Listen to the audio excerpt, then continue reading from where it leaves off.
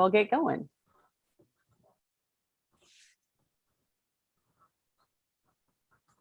And we are live. Welcome everyone to the September regular board meeting of the Hillsborough Board of Commissioners, where we continue to meet remotely. And we appreciate all that everyone in our community is doing to help us get to the other side of this pandemic. But until we're there, or at least closer, we continue to meet as we are. And we can begin with the roll call. Commissioner Bell. Commissioner English. Present. Commissioner Ferguson. Present. Commissioner Hughes. Present. Commissioner Lloyd. Present. Mayor Weaver. I am also here. Welcome, everyone. And I will not read the public charge. We typically don't read it out loud, but we have a long history of public comment that treats each other with respect, and every meeting seems to be that way, and I'm sure we'll continue on.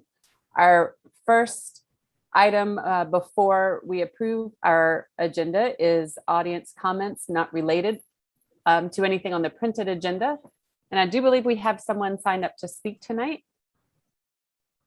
Yes, we have Colin Dodd to speak on tourism concern. Okay. We'll wait for Colin Dodd to be brought into the screen room.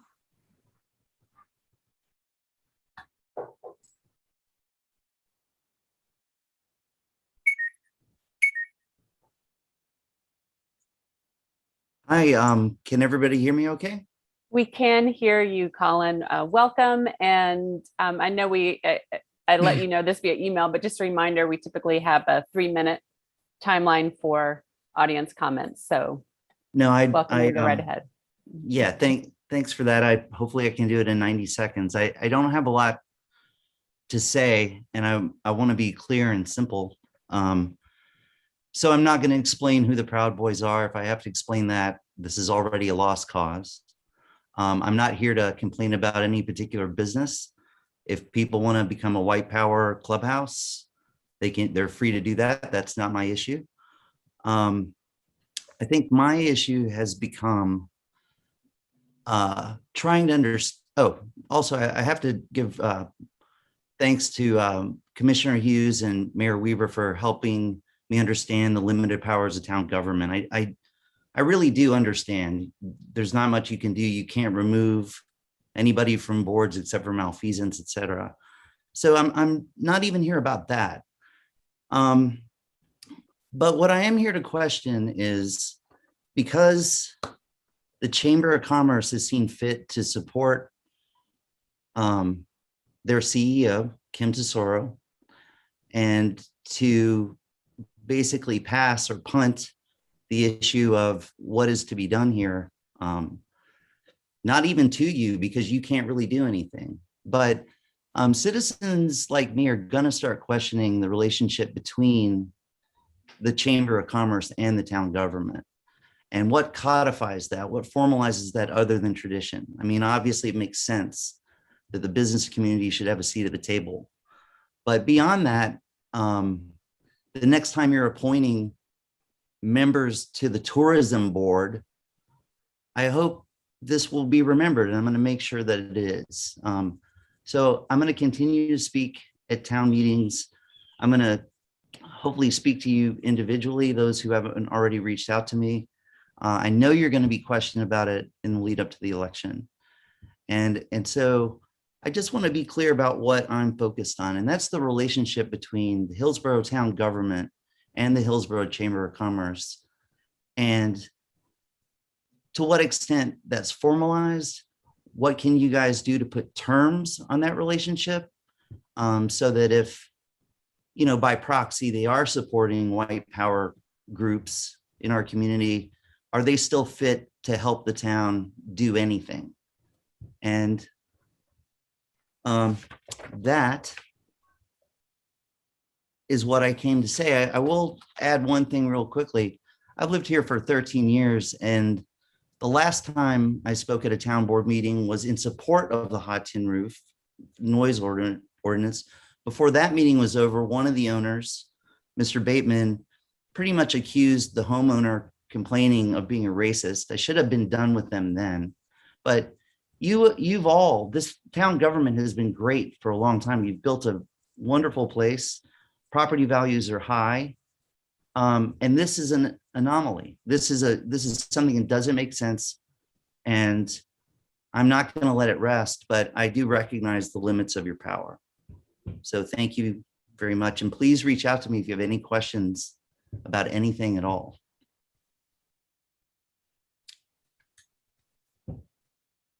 Thank you for joining us to provide your comment, Mr. Dodd. And, you know, the town board doesn't typically comment or respond to this form of public comment for items not on the agenda, but I know that this has been a matter of concern within the community. So this is what this time period is for folks to come speak about that. So thanks for joining us tonight. Just want to put it back on your radar.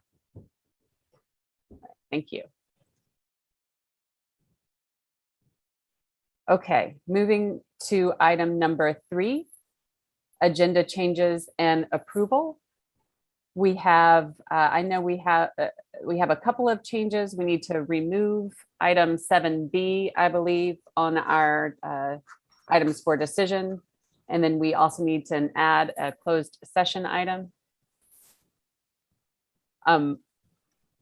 Margaret, I'm sorry, I think we need to put some sort of language around the closed session item, correct? Sure, and I'll just speak briefly on the removal of 7B. The applicants Collins Ridge and CASA aren't quite as close as we thought they were when we crafted the agenda, so they just need a little bit more time. There's no crisis pending, it's just they need a little bit more time. And then the closed session is some direction to staff on acquisition of an easement that is needed. So it's basically land acquisition under that heading. Question? Yes, go right ahead. Is that different? Is that that closed session item? I downloaded everything from the website. So is that in addition to 9A, or is that 9A regarding the closed session item? It's actually 9B. It's a totally unrelated to the other item that's on. Okay. It's an additional closed session item. Okay, great. If permissible, I would approve the agenda as amended. Second. Moved by Matt, seconded by Mark. We can, if there are no other changes, then we can roll call the agenda approval. Commissioner Bell, Aye. Commissioner English, Aye. Commissioner Ferguson, Aye. Commissioner Hughes, Aye. Commissioner Lloyd, And the agenda is approved unanimously. Next, we have a couple of presentations. The first one, I imagine we're all eager to see, that has to do with the Comprehensive Sustainability Plan results of the Community Visioning Survey. And then we have a couple of guests coming in to talk about this. And Stephanie, are you going to introduce this? Or are we going straight with our presenters? Sure. No, I'll introduce really briefly. We're joined tonight and thankful for their help all along through the process from VHB, which is our consultant who is helping us with all aspects of the Comprehensive Sustainability Plan. And tonight, Candace Andre and Margaret Tartala are here and are going to talk to us about the Community Visioning Survey, which we have just wrapped up and closed. Thanks, Stephanie. One question, should I share the presentation or is someone else gonna? You have sharing. Perfect. Okay, so I would just ask to give me 1 second to get that ready. And then, No problem at all. And welcome also. Thanks for joining us. Thank you very much. We're excited to be here. Zoom, we typically use teams. So it looks a little different when I'm trying to open PowerPoint.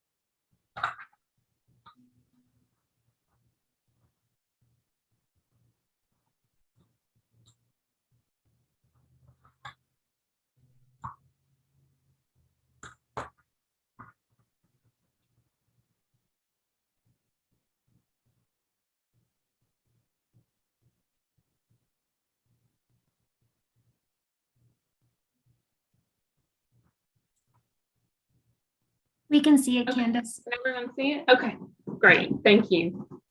Thank you for your patience. So yes, so thank you, Stephanie. We are excited to be here. Just so everyone has a little bit of baseline, the Hillsborough Comprehensive Sustainability Plan will serve as a framework for achieving the community's vision for growth and development while establishing feasible steps to meet the town's renewable energy goals. So that's really what we're focusing on is, what is viable steps for the town. And hoping that this will be used to create a healthier, more vibrant, and economically competitive community. So today, what we wanted to talk to you about is we just finished with our community outreach and survey. And so we wanted to share some of that summary with you, let you ask any questions you might have, and then give you some next steps for where we're going in the next couple months. So first of all, our survey ran from the end of May until about mid-August. We did a lot of outreach, and I think the key to this outreach from the town staff and the town board is that it was diverse. So it was on social media, it was in person, there were postcards, there were bill inserts. And so I think it was a really great opportunity to really get as many people, engage as many people as we could throughout the process. So I really want to kind of give everyone a high five for this. We had 636 respondents, which is about 9% of the Hillsborough population. And just for some perspective, we kind of had a team goal in our head. We typically say, like, if we can get 5% of the population, we're doing really good, particularly when it's, for a specific plan and it's not like a community overall survey. We ran a Wake County Transit Plan survey for about the same amount of time about a year and a half ago, and we got about 540 respondents. So if you think about that, that's a $1 million person county, and we got more respondents here than there. And again, I think there's a huge shout out that needs to be heard, because it was really one of those things where when we saw the respondents coming in, the town staff and board members were willing to kind of pivot and do whatever we thought was a good idea to get more people involved. So I really thank everybody. It was really, I think, a great turnout for the survey. So what I want to share today is just some high-level findings. There will be a more detailed narrative summary provided. So if you want to dig into some more of the survey results, that will be available. And we do have all of the spreadsheets where we can query answers from a variety of respondent characteristics. So if you're interested in, you know, how did one neighborhood respond versus the other, we can always query that information and get that information to you. So just let us know if you're interested in that.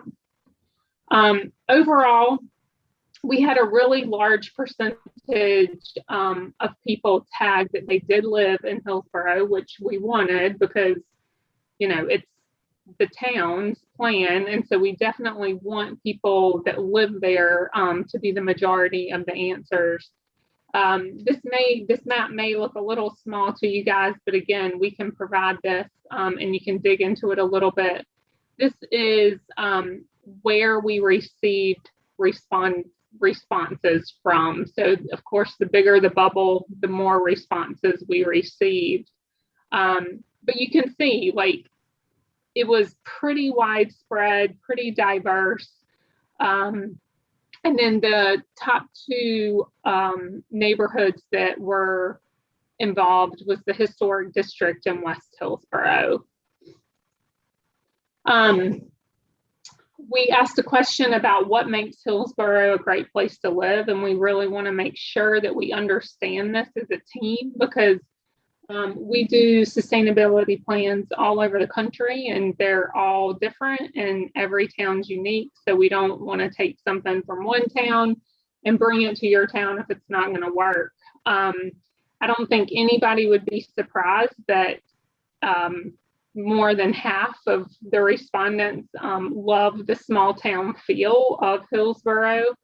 And there was also a lot of information or words regarding natural and scenic areas and really preserving those areas. A couple questions we asked about the biggest challenges. One was, what's the biggest challenge currently facing Hillsborough?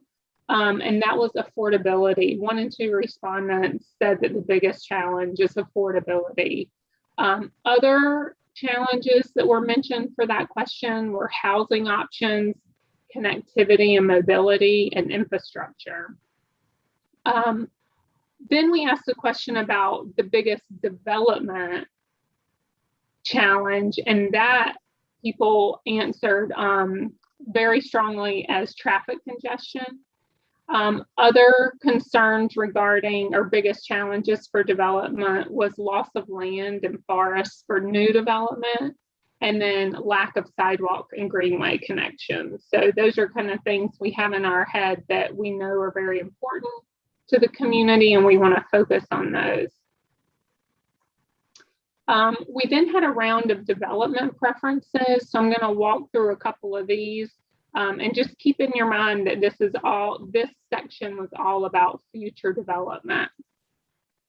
So 40% of respondents preferred to see urban development in the commercial and mixed use areas. The question that we asked included suburban, general urban, urban center, and urban core. And we combined all of those into kind of one summary. So anything that included urban, we bulked together. The most important housing types were single family homes, accessory dwellings got a lot of interest during the survey, and then townhomes. And then for commercial development, people were most interested in seeing grocery stores, small retail, and restaurants and bars and breweries. We were very excited to see this as a sustainability firm. So respondents were asked what characteristics they wanted to see in future commercial and multifamily development. And the top three were actually all revolving around sustainability. So I was very excited to see that. We get into a little bit of trouble with sometimes when communities don't really understand sustainability. And I think the people that we've talked to and heard from so far throughout this process, the town's done a great job, particularly with the Clean Energy Pledge, really building the town up for this comprehensive sustainability plan. And then some other important characteristics that were included were quality of buildings and adaptive reuse, building appearance, and connectivity and accessibility. So shifting over to town needs. So from the respondent's perspective, what does the town need? And from a transportation standpoint, the most pressing need chosen by the respondents was reducing traffic congestion. So close to 60% of the respondents chose this answer. And then expanding sidewalk infrastructure and access was the next most pressing. We had natural resources, and tree and forest preservation was the top choice. Natural resources to mitigate climate change was important, and then quality of river and wetlands. The respondents chose greenways and trails for the most important recreational investment. And then, of course, venues for arts and cultural events were also important. And then we had a specific sustainability question, and the respondents chose land conservation and protection. Of course, we saw again affordability and cost of living was important, and then the water supply, protecting the water supply. Each of these got at least 25% of the respondents for these three issues. One thing that I think is interesting to dig into, if you have time with the summary, is some questions we allowed people to answer, to provide more than one answer. So, you know, what are your top three, or choose two of your biggest challenges? So that gives you a little more perspective if you have some time to dig into the summary. The last thing I want to just touch on briefly is the demographics that we saw of the respondents. So typically we use demographic information really to guide our engagement and outreach process. So, you know, it doesn't matter.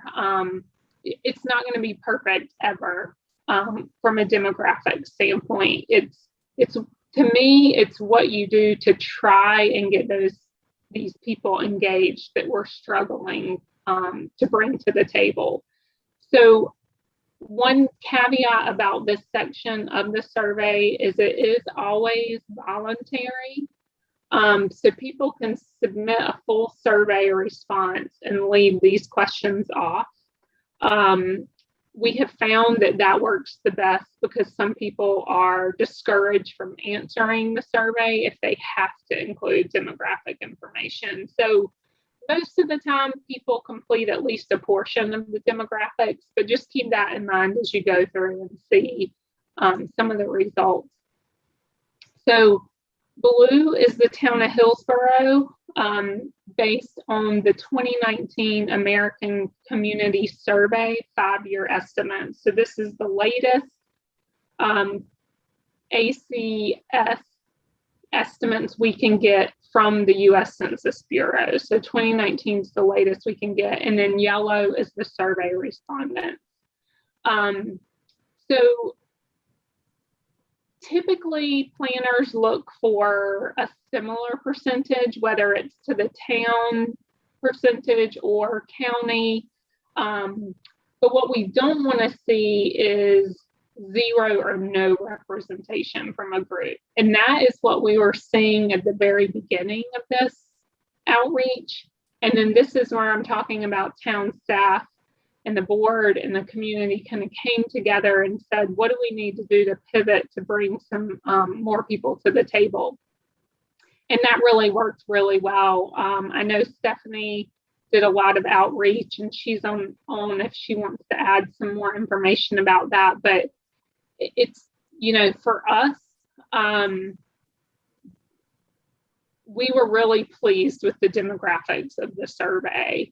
It still will guide the rest of the process. So, if we see a neighborhood that didn't provide any responses on the map, our next outreach, we may try and figure out how to get that neighborhood more involved. But overall, we were pleased. We had no zeros anywhere. We got a good range of income. We got a good range of age. So I think that it was a really great run for this survey. Just a couple of next steps so you guys know where we're headed in case anyone asks you. So we're really finished with the project launch and visioning piece of it, and we're really diving into the individual chapters of the plan. So we'll be meeting with town staff, department, facilities leads. We'll be meeting with commissions and boards to really dig in specifically to things like public services, natural systems, the built environment, and then ultimately, like around April, May, we'll have a draft which will go back out to the public for a full review of the draft. We'll take in comments and then be able to provide a final draft around June of 2022. So how are we staying engaged? We are totally open to suggestions, but what you will probably see next is the piece of information you're seeing on this screen. It's an infographic on the community survey results. We did ask the respondents a question on how they follow the town government the most, and it was through the website, emails, and social media. And so we work with the Public Information Office, and what we're doing is providing them material to really circulate through all of the established town platforms. So this infographic, anyone could put it on the town website or Instagram, Facebook, whatever the Public Information Office wants to use it for. The website will be updated monthly with some updates, since we're going to be kind of in this heads down phase for a couple months, just to make sure that people feel like they do know what's going on. And then again, once the draft comes out, there'll be another push, a big push for public comment on that draft. Any questions for me or Stephanie? I don't know if you can answer while I'm presenting, but I'm happy to answer any questions from the board. Oh, I see several hands. Just thinking maybe if you stop sharing your screen, then you'll be able to see everybody. Perfect. Yeah, I only see 2 people. Give me just a second.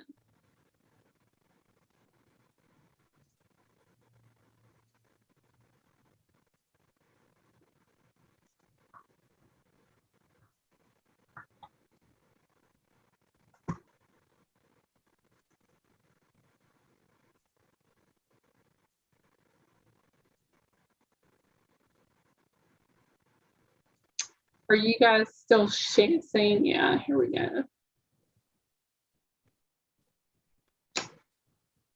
Okay. Do I call out, or is I think that's totally great. We've just discovered in Zoom it's less awkward if the person presenting just drives the train. So you go right Okay, ahead. perfect. Matt, I'll start with you. You're at the top of my screen. Well, thank you, Candace, and thank you for the presentation. I think that your commentary definitely enhanced a lot of the slides we'd received in advance. I have a question because as this goes back out to people in the community, when we get a plan ready to go and get feedback, one of the things that I really want to get your feedback on is how can we increase the diversity of the feedback that we receive, meaning the demographic information. I was very excited that we had more. I didn't know if the 636 was a good number until you said that it's more than you got in all of Wake County with 1.1 million people. But what is concerning to me is that, the fact that about 60% of our town is white and the remaining 40% are minority of some sort of another. But 83% of our respondents were white, which I think doesn't really reflect a lot of the lived experience. And then, when I look at my own background, that doesn't jive. But then also, seeing so many folks who responded who are making 75,000 or more a year, which I also think is not very representative of our town. And then age-wise, I fall into 25 to 34. And, there's a 10% difference between what our town is according to the ACS and then how many folks responded. I know we did a lot, but what could we do when we get that feedback to ensure that we have a more representative sample at a demographic level to help us guide making this decision about what our community plan is going to be? Because I definitely want to make sure that it's something that really represents the people that we represent. Yeah, I think that's a great question. I think it's hard because there's always this hope that you're going to get, a huge increase in diverse populations, ages. The best way I think that you can do that is to some degree what we did with the survey, where the town had different venues for circulating information about the survey. The surveys tend to, not be as interesting to younger people. So, either they have survey fatigue or they don't have the time. It's very standard to have that 45 to 64 age range, super high, and younger people, and then, much older people lower. So, but a couple things, and I think we can talk about this with town staff, and we do have a monthly check-in with the Public Information Office. So they've been really great at helping kind of guide some of this. And we haven't talked about this yet with Stephanie, but for the plan review, so two things. A lot of times surveys are not interesting to people. So for the plan review, we may want to do, hopefully, we'll be able to be in person with some things, and we can have, some in-person, quick kind of charrette type things that people are interested in. I mean, we talked about this during the survey where we could go to a park or we could go somewhere where there was already people there, an event. One problem, we get a lot of great responses when we go, let's say, to a music event in downtown or a festival that's already planned. But a lot of times those people are still your higher income white population. You get more people, but it may not be as diverse as you want. A couple other things we've done before is working with any type of limited English nonprofit organizations, or if there's some sort of like Spanish festival. We'll go there. We've done that in Wake County a lot. That's been good, but it is really hard work that doesn't pan out sometimes with a project like this, right? Because it's not a tangible digging dirt on my road type of a project. Well, let me jump into Candace.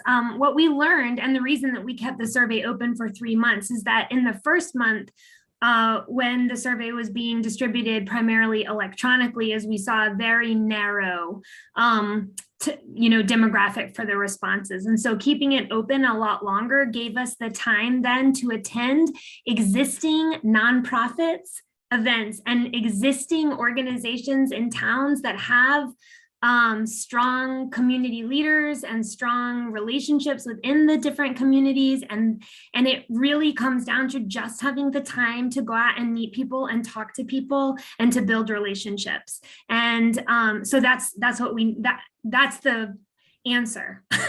The answer is we probably won't get a better distribution or better response rate electronically. We just have to go out and meet people where they are through institutions that already have strong relationships. And we're really, really lucky in Hillsborough to have a lot of those organizations. So I need to give a shout out to Porch, because they helped us immensely with this survey, letting me attend all of the events through July and August. They gave us volunteers to help hand out surveys, also the Family Success Alliance. We worked through daycare centers, existing churches. Fairview Community Watch was really helpful.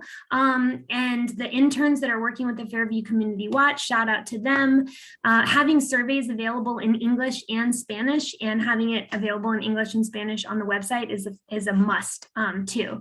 So I guess I'll say that we just have to keep building on that, which is probably not news to any of you. But that's how we meet our community, right? We just have to go out and meet people where they are, especially in an era of COVID and Zoom fatigue. It just really is important to meet people face to face and explain why it's important and why their opinions and input matter. Mm-hmm. Matt, does that help? I mean, I certainly think it does. One of the things that, in my mind, if I had, survey responses based on, demographic information, I would probably just mentally adjust for those responses, because I am thinking about the people who don't have the time, the luxury to attend this meeting or fill out a survey, or it's not top of mind, because even before COVID, they've had a lot of things at top of mind, and a government survey may not be one of those things. So, I mean, I hope that as we go through the process, that we do probably mentally adjust for, where's the source of some of the feedback we're receiving, because at least on a few demographics, it's not. I mean, there's close, and then there's being 20 points off in some cases in one direction, or, 10, 15 points in another direction. So that's just something I'm going to be keeping top of mind, is the source of the feedback, so that we do have a very equitable, draft plan to go to the community. So thank you. It did help. Thank you. Good. And one thing I would just add, and I know I said this during the presentation, but again, we can query that information. So we can just take, people making less than $50,000 a year and see what those people said. So it's really nice to have that ability in the surveys. The other thing I would say is just, if there is an event that you think would be really well attended, I mean, we are always happy to talk with you guys and think through. I mean, we've been in people's front yards before talking to neighborhoods. So, it just, those type of events aren't like hugely publicized. So it's hard to capture all those. So I would just say, if you hear of something, please reach out to Stephanie, and we can certainly, get any information we need to bring those people to the table. Kathleen. I had very similar concerns as Matt. My immediate reaction of seeing that 50% of the respondents of 100,000, and I wanted to see, and I still would like to see the breakout of responses ethnically, in terms of minority versus white, but definitely the below and above 100,000, below and above 40 or 50,000. But it does concern me that we could fall into an inadvertent trap of being driven by a response that is heavily weighted to those with means over those without. And so I think that's something we need to be very mindful. And certainly Commissioner Hughes has alluded to that. So that was, he did address that, but I would like to see the data broken out much more. Yeah, we can get any of that that you want. We can actually, we don't typically put that type of information into like the survey summary, just because it gets really heavy with text and tables. But we can certainly, Stephanie, get it to you guys in some sort of a tech memo or something like that where it's broken out. Yeah, no, I would much rather I'd rather have too much information than not enough. And I appreciate that it may be seen as dry reading, but we're not making good decisions if we're not taking that into consideration. Yeah, and I'll just add, thanks you guys for bringing those questions up. This survey just closed about a week and a half ago, so we haven't really had time to dig into all the details. So bear with us. Over the next couple months, we'll be going into the data, and we can pull it apart, and we can look at what kind of responses are different based on different income levels, or how people self-reported demographic information. The other thing is that we can rate responses based on, we can weight them. And so, certain demographic populations can be given more weight in order to sort of balance that out over time. But again, we haven't really had a chance to do that yet. This is just sort of like a snapshot of our initial reactions to the survey, having just closed it about a week and a half ago. No, thank you, and I appreciate it. And I do appreciate the work that's put into this. And I'm looking forward to what's coming through in the charrettes. Great. Mark. Yeah, I think the comments of my colleagues are right on target, and I would be very interested in seeing the data. And also, in addition to the charrettes, if once you have time to get into the data and identify any potential gaps in the respondents, and would be welcoming of additional opportunities to get feedback from populations and demographics that we might be missing. So I guess I'm saying just keep an open mind about what other opportunities might arise over the next couple of months as they're identified.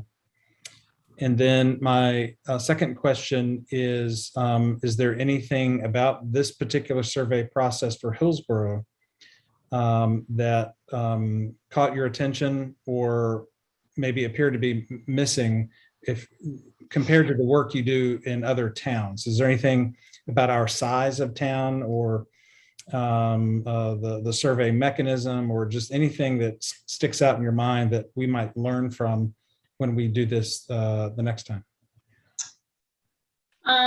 Honestly, not yet. Like Stephanie said, so far I've just been able to see the actual outreach piece. And I will tell you, there was zero hesitation by town staff to pivot and put a lot more effort into outreach when we saw, not a lot of diverse demographics coming through for the survey. And Honestly, that is what we struggle with some of our other towns, is that they don't want to go through that effort. They're hoping that, you said this was going to work. This is what we're doing. We're going to get whatever results we get. And it really is very, very difficult to do that and get a good response. So, I think the response numbers speak for themselves to a degree. I know you wish they were more diverse, but, and then just seeing all of the outreach in the summary narrative, all the outreach, it's listed by numbers. So you'll see, 12 social media postings. A lot of surveys we do, the towns want to do maybe 2 for advertising it and then 1 at the very end. So I would say that so far, that's the lesson, is that, Hillsborough has been willing to really dig in and figure out where to go for some of those diverse populations.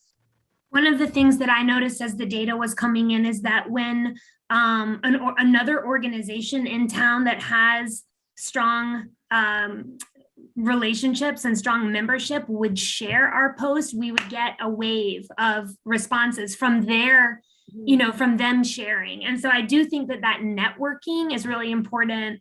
And, luckily we had so many organizations that were willing to do that, and also community members that were willing to do that. So as the public information office, who really, was involved in every aspect of the outreach, especially with the electronic survey, every time they would send out a weekly reminder that the survey was out there, organizations that shared it would then bring in a lot of responses. So that's something I think that we can build on in the future.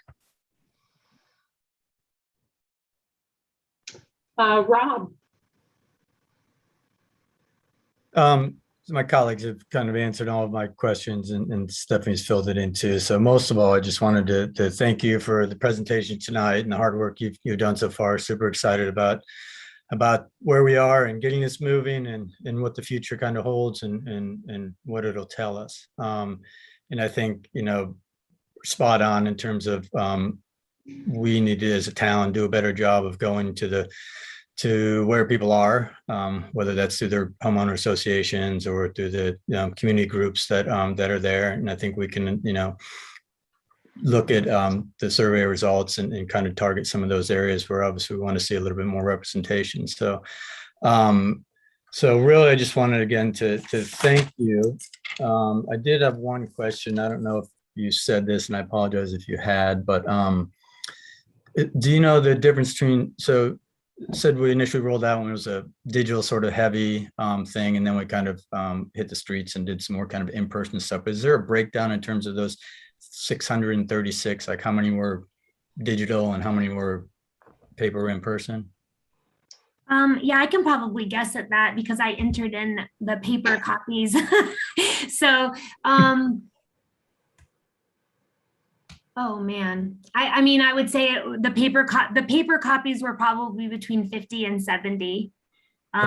And then there were some events where we had the electronic survey available for people to fill out, or we were attending the event and driving people towards the electronic survey. So. Awesome. And again, thank you. This is a challenging activity at any time, but during the pandemic, I know it's extra challenging, and just getting people to participate is tough. So thank you. We appreciate it. Look forward to keep pounding. Well, thank you too. I mean, we have really enjoyed working with Hillsborough. We just want to be able to get out and meet people and talk to people. And that's been hard for us to not be able to do that. Mayor Weaver. Thank you so much. Awesome presentation. I know that there's much more information to dig into. But this is a great first sweep. So it's really informative. Thank you. And I'll just say, echo what my colleagues have said. Thanks for all those great comments and questions. I think we're all kind of on the same track with that. And I do think that what you all have learned from, how to reach the community in this first round will probably, make the, future iterations, even better, I am guessing. And don't be afraid to lean on us, lean on us electeds as far as, taking this out to people and places. So we're here to be utilized too. I have one of the things I was thinking about and looking at some of the results is that, and kind of thinking about what I understand to be some best practices, future looking practices for sustainability as far as planning and zoning go for sustainability. And, some of the survey results not being totally congruent, which is fine. We're looking to see, what the community is interested in and what they want and what they know. And so, part of our job as a board is to be good communicators and have these discussions. And, ultimately, I think what Matt said is really, really important about, making some adjustments when we're thinking about, whose voice has been loudest, which is not to discount anyone's voice, but we don't want them to be oversized as far as populations in the community. So just a general question of, in this process, is there a place in the process where is there something built in, maybe it's in the charrettes, but to, help the community understand some things about like single family housing, which, might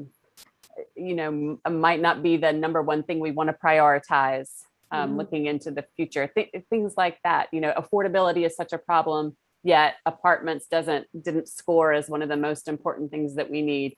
And I know we're not unique in that as far as communities go. I'm just wondering is there a place for that in this? Yeah, so I think for every plan that's different, I think where we're planning on doing that, so we needed to get through the visioning piece to see, what the community came back with.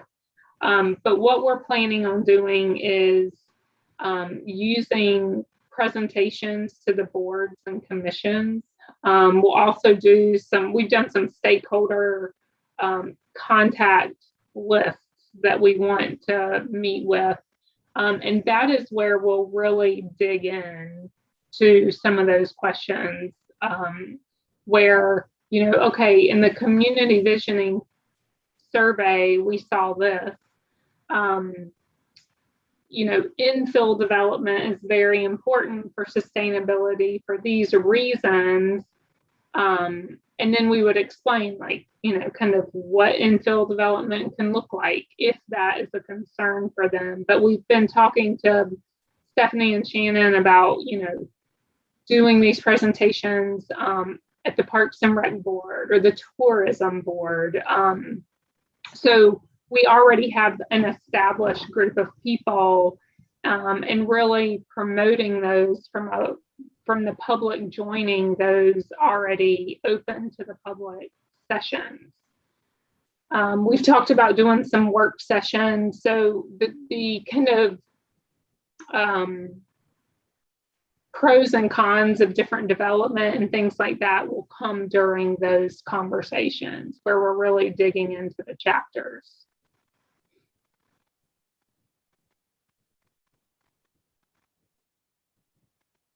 Thank you. Anything else?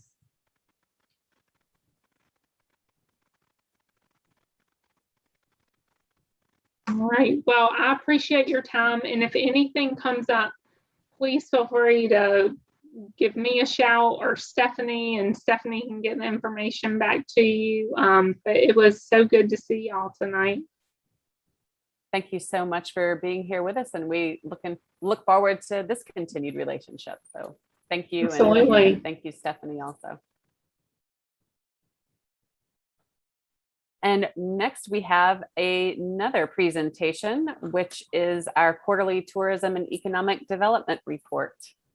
Welcome, Shannon. Yes, and I'm going to keep this brief because your agenda is long. So Q2 was really strong. We were getting, if you'll remember, so I kind of do these reports in arrears after we've gone through the quarter. So we were headed strong. We were planning for reopening. We started the Getaway You've Been Waiting For campaign. And now we're in Q3, so we've had to dial that back. But the good news is that we had a really strong summer based on food and beverage and occupancy tax data for our businesses, which is good.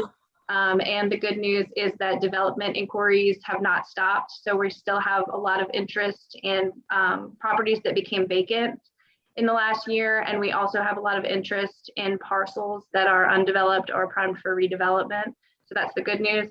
The bad news is obviously we have a major labor shortage. So we're trying to work with our businesses and our partners regionally with, you know, the Hillsborough Chamber, the Chamber for a Greater Chapel Hill Hillsborough, and trying to figure out how we can do job fairs and just get people into our businesses, because we want to go out to eat, but our favorite restaurant may or may not be open at the specific day or time that we want to eat there because of the labor shortage. So, and this is across the board. I kind of touched on in my presentation, even in government, we have a fair amount of job openings right now, and we're doing our best to try and get those filled. So that was all I had, unless there were any questions. I just didn't want to take up a bunch of time in your general meeting.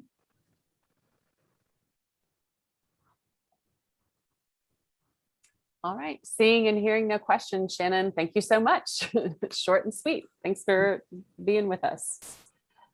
Next up, we have item number 5. We have several appointments to be made to the Historic District Commission and the Parks and Recreation Board and the Planning Board. And I'll just, since we'll likely do these as a group as we typically do, I will just read the names of folks so we have that here in our meeting. So item 5A is the appointment of Elizabeth Dicker to fill a vacancy for a term expiring October 31st, 2024. And also number 2 to the Historic District Commission is the appointment of Will Center to fill a vacancy for a term expiring also October 31st, 2024.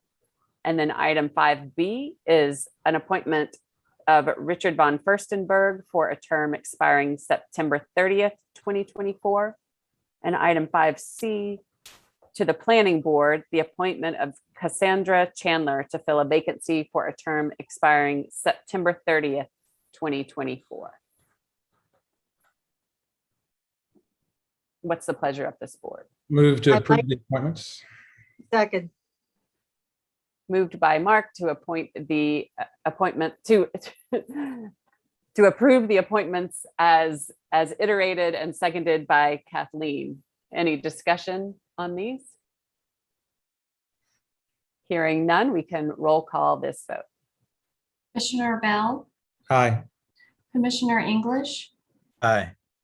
Commissioner Ferguson, Aye. Commissioner Hughes, Aye. Commissioner Lloyd. And those appointments are approved unanimously. Thank you to all those folks for being willing to step up and volunteer on our boards. We really appreciate that. And now we have item number 6, our consent agenda. What's the pleasure of this board? Move to approve is presented. Second.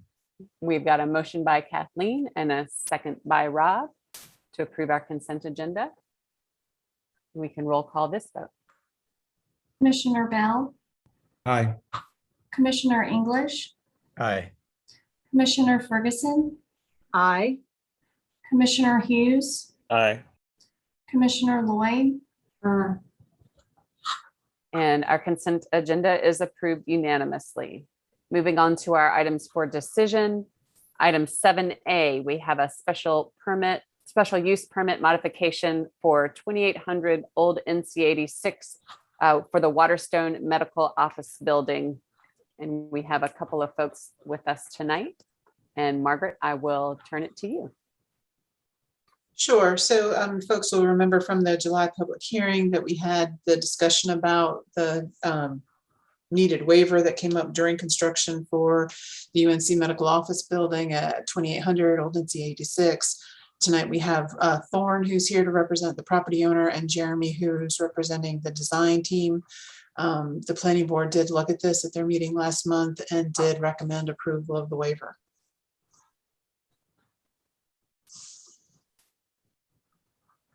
Thank you, Margaret. And I see that Mr. Anderson and Mr. Bakic, please forgive me if I'm not quite catching that name correctly, are with us. Are there any questions for the applicants? And if there's not, how would the board like to proceed? I would move to grant the waiver. Second. Moved by Matt, and not sure who came in first, but I'll say seconded by Evelyn. And is there any discussion? I see Rob and then Mark. I mean, let's keep this really brief. I mean, it's more so how do we avoid something like this in the future? I know it's different times with COVID, and there's not people in the field as much as we normally would, but to get to that point where it's already done, and then have to basically do a waiver to kind of accept what should have been avoided if what could have been avoided. I'm just curious, what we can do in the future between the town and projects to not have to do this again. That's my only comment. Yeah, I think it's safe to say that this applicant will probably not ever do this again, but they don't do a lot of work in town, so we can't really rely on that. And you're right, it's a balance. We don't have enough staff to be out checking on sites just on a routine basis. We're there at the beginning and we're there at the end. Part of the reason we do that is because the waiver process is in place, and if folks have an oops, we have a way out, and we are looking seriously at taking that out of the ordinance so that is no longer an option. Not to be heavy-handed, but if that goes away and there aren't options for staff to grant flexibility any longer, there won't be an option for folks to come forward. And the first couple of times that gets noised around the development community, we'll probably get a lot more phone calls before people make changes in the field. But it happens everywhere. Every project is on a tight time frame. Every client wants to be in yesterday, and different jurisdictions have more flexibility in their ordinance than others. And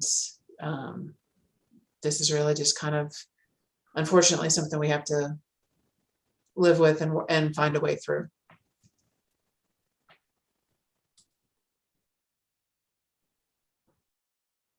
Thanks, Rob. Good question. Mark. I think that was precisely my question. This is reminiscent of, projects that I've seen in the Historic District Commission that required after the fact applications, and the owners and the builders and the contracting managers should know that when you deviate from the approved plan, it requires communication with the town staff, which may or may not need additional action. It could be something that's granted by staff. This is a really minor kind of change, but it's nevertheless frustrating to town staff and occupying our time and the planning board's time. So however we can communicate better or enforce better communication, I don't know, that'd be better for everybody.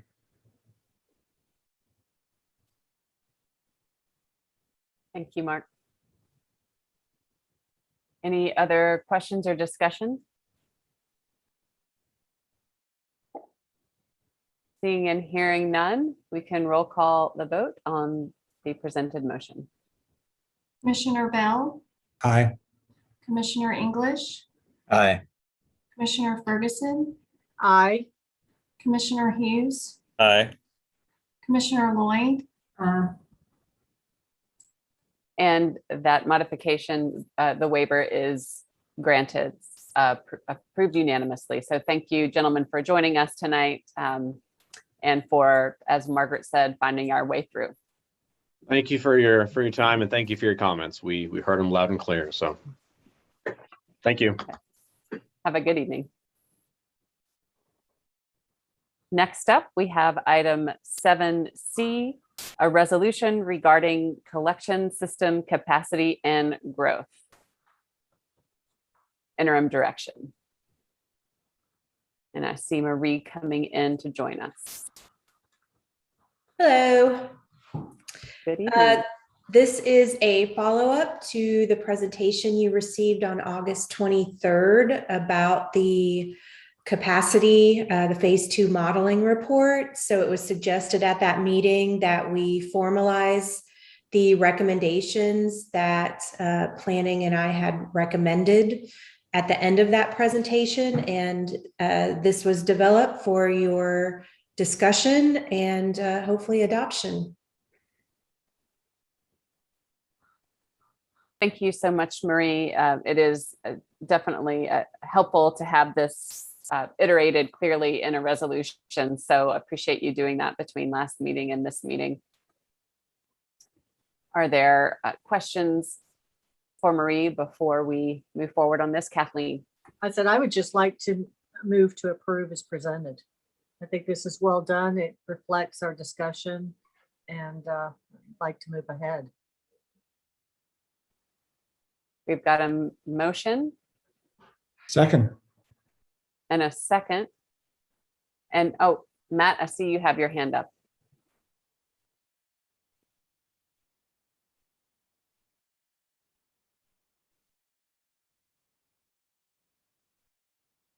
And you're muted, Matt. I lost my controls.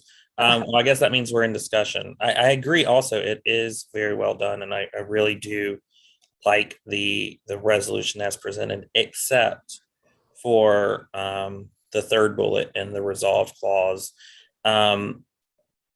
If I remember correctly, there might be places out there that are either close to or not currently served by, our water and sewer system, but could be potentially tapped into in the future. And what I fear is that what this third bullet says is that we would never ever consider it at all in the future, even if it is within our urban services boundary. And I believe could be viewed as an in run, as an internal kind of mechanism for what I was attempting to say I did not want to see in a resolution, which is a change to the urban services boundary. So if Marie could speak to that, maybe allay my concerns, but with that third bullet, I'm likely to be a no on the resolution. Let me make sure I have the right bullet, the one that says there is no support to approve satellite annexations. That's correct. I feel like there's a difference between out of town parcels that are within our urban services boundary, that are not contiguous to our current jurisdiction, and those that might have I don't have the map in front of me now, but might have, a line that runs past the property. Maybe it needs to be upgraded at some point or something along those lines.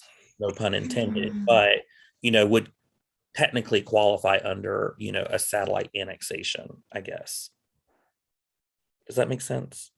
I think so. I think maybe an example would be the Northside Mobile Home Park, where we actually have a water main along Fawcett Mill Road, but many of those parcels are not in town, but then we have annexed Northside. So you're speaking of people along that route of existing infrastructure that may want to tap in. I guess that was something that was a concern of having new developments be approved that are similar in situation. I think overall, we're trying to get a handle on what we're going to do with capacity. So that's the purpose of this resolution. If there's a way that I can word it better, I'm completely open to it. But that was one of the ideas, that if the board approved a project, a new project that was not contiguous to the town and built infrastructure, then that would invite more projects. And then we would keep saying, I'm sorry, we need to figure this out first. No, no, no. When we want to say yes, yes, yes. So maybe if this were just for the temporary 6-month time frame, would that be a compromise then to revisit it in March 2022 when we come back to you with, you know, our plan of action, or at least more information and hopefully a plan of action? Would that be satisfactory? So you're not closing the door on it altogether. Right. And I would say that if that bullet was moved under what is currently the 4th bullet, then that would definitely allay my concerns, because it would in fact put a timeline to it at least. But as it currently, and I'm not the lawyer, maybe Bob can weigh in, but I am cognizant of, in the future when someone comes back to this resolution and they're trying to derive what our intention is, you know, is this the closing of the door forever and ever, amen, until we repeal our resolution or make another resolution? Or is our intention on this bullet specifically about you know, until at least March 2022. I think that if we simply moved it and put it under that bullet and affix that time frame, that definitely would allay my concern. I'm willing. Go ahead.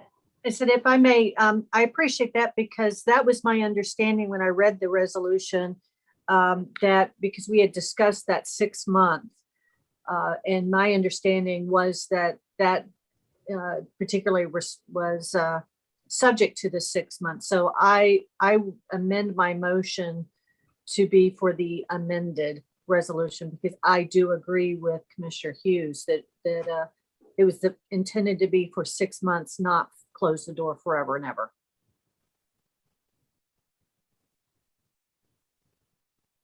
Always have to remember that none of this is forever.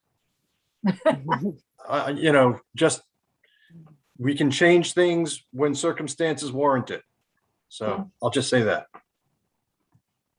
And before I let Shannon jump in, I just want to say, I haven't obviously been with the town long. I just had my 3-year anniversary, but it's my understanding that historically, the board has not favored these type of annexations. So I just wanted to throw that out there, not to say that, you know, you want to shut the door on them, but I think the bullet point came about because that has been the feedback over the past few years. And maybe that's what Shannon was going to say, or something different, but go ahead, Shannon. Yeah, I was just going to chime in, and this is a precursor to further discussions, but growing in a non-contiguous way is not super sustainable for a number of reasons. So we may be headed, and your urban service boundary is very large. So if you look at where the town actually is and the urban service boundary, it's very big. And so in my mind, that's maybe a 20 or 30-year boundary. In the development community's mind, that's the tomorrow boundary. And so I think there's a disconnect there that we're going to have to revisit even after this 6-month period. But yeah, Marie, that was basically what I was, it's not a never say never situation, but we are getting an increase in inquiries for non-contiguous annexations, service delivery, and that just sprawls us a little bit.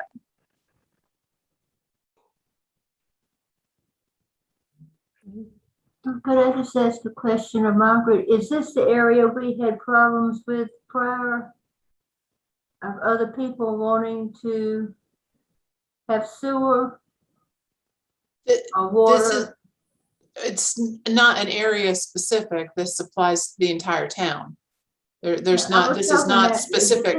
But this was an area that it was, well, maybe I'm on the wrong line, but I'm thinking about the area going out through Northern Fairview, and you reached, there was a mobile home park that was redone or something the other, and then some other people wanted to tap on Right. water or sewer. Right, that was just an example that Marie gave as an example of maybe why we don't want to do satellite annexations. It was not, that was this, why this, I wouldn't want to do it. right, the resolution is not about any specific satellite annexation. It's about all satellite annexation. Okay, well, that one would really bother me because it was going to be very expensive. Okay. I don't have any trouble with this, but I just thought of that, and it caused, we spent a lot of time talking and people got angry because they couldn't be included. If you remember what I'm talking about. Okay. And I thought it was a very good resolution too, Marie. Thank you. Thank you, Marie. You're welcome. Margaret, you had something else to add? Just another point of clarification, because if we make this change and bring the topic about satellite annexation under the fourth bullet, the beginning of the fourth bullet speaks specifically to the river basin as opposed to both basins. And I just want to ask the question, because if we publish this resolution, we have developers out there who will come back and say, but my development is in the river, even Elizabeth Brady Basin. Here's my satellite annexation request.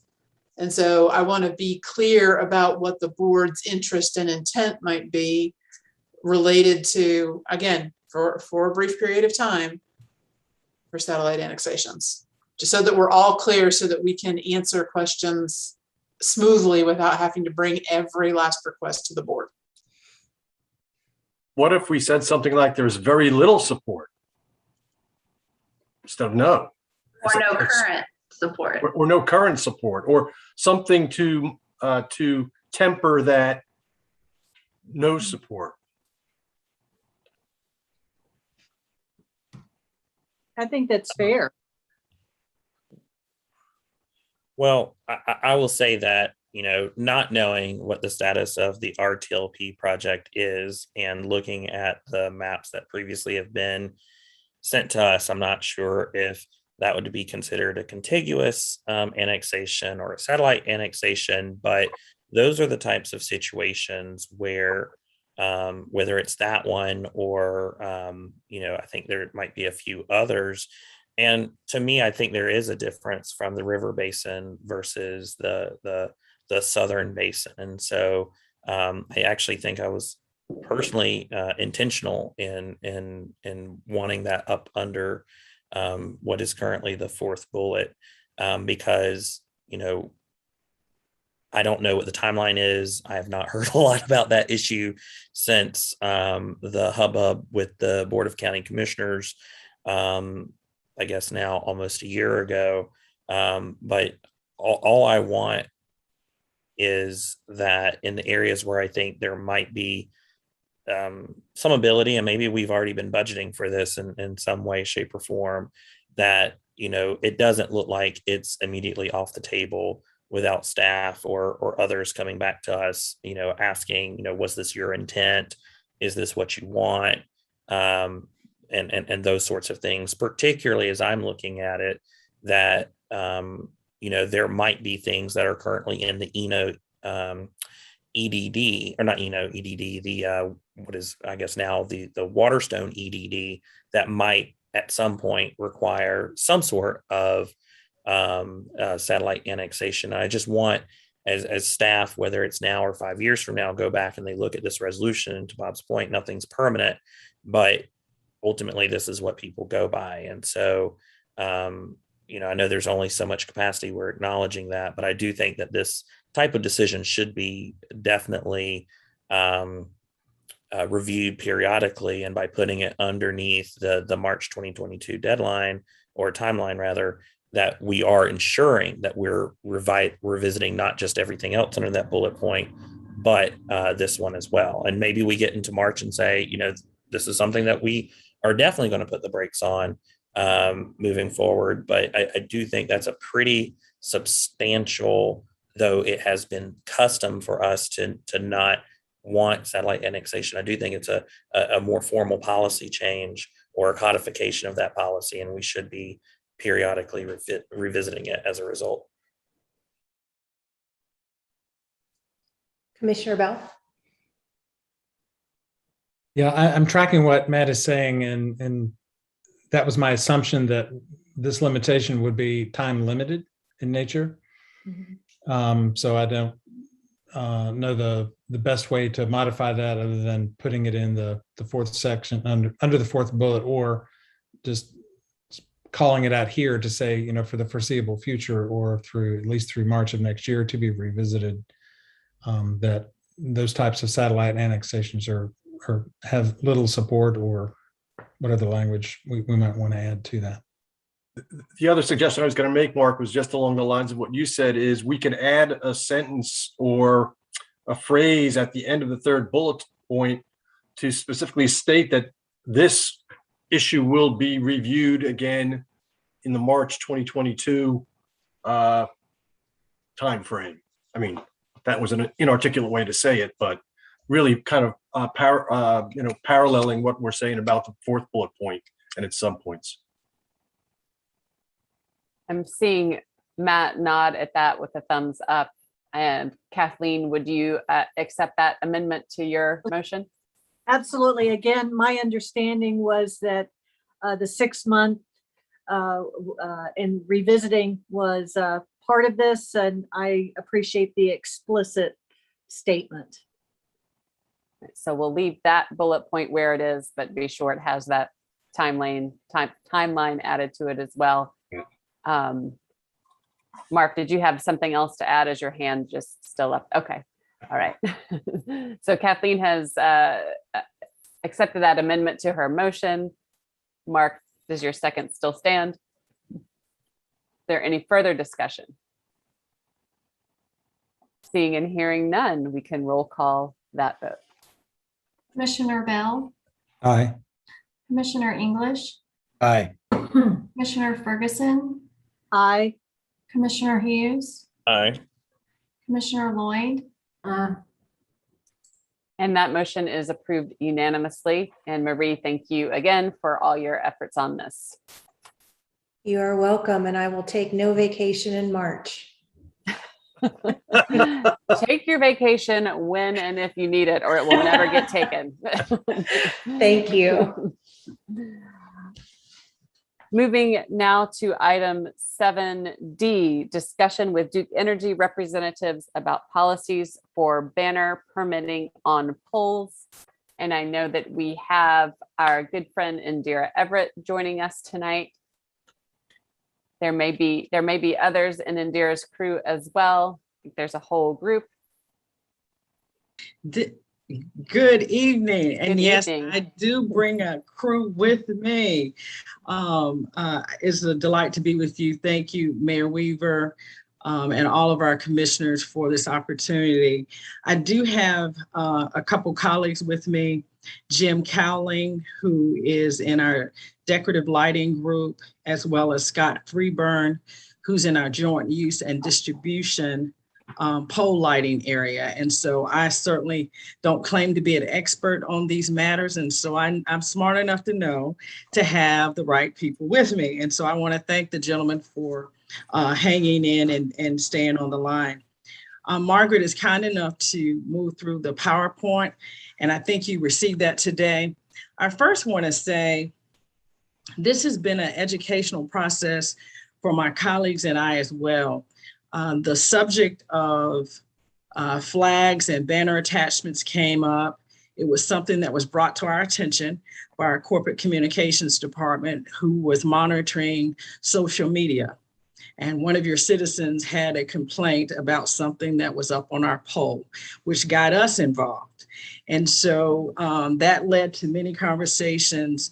And one of the things that we want to always do is to be consistent throughout our service territory. And we're a large company, as you know, so we have 6 states that we've tried to look and see what their policies are, try to look for consistencies. We've had to meet with our legal counsel, corporate communications, and 2 or 3 other departments. And so it's taken us a little bit of time to pull together something, but we have a 3-page slide I'd like to share of where we landed in the short term. Please note that we are actively working on revising our decorative lighting policy agreement, as well as our joint use agreement as well. And so that's going to take a little while. That'll take us a little more time to finalize, and you'll certainly get a copy of that. But I'm pleased to say that this has been a learning experience for us. And so rather than bore you with pages and pages of a policy, our corporate communications group has put together the 3 slides that I'd like to hit at a high level. I want to first say that my primary focus tonight is on distribution poles versus decorative lighting. And most of you, I'm sure, understand the difference. The difference is what you're seeing on the slide there, a distribution pole. A decorative light is something that's like a street light. That is not something that a line technician would climb. And so I just want to make that distinction, because there are actually 2 different policies and agreements for the 2 types of lighting. We were asked to talk about the utility distribution pole, but we will reference both at a high level. So thank you, Margaret, for moving through the slides. If we go to the first one, we want to just highlight, and this policy is not really different. I just want to highlight some very critical points that have stayed the same, will stay the same, and some that we've tweaked to fit the situation that the town of Hillsborough was presented.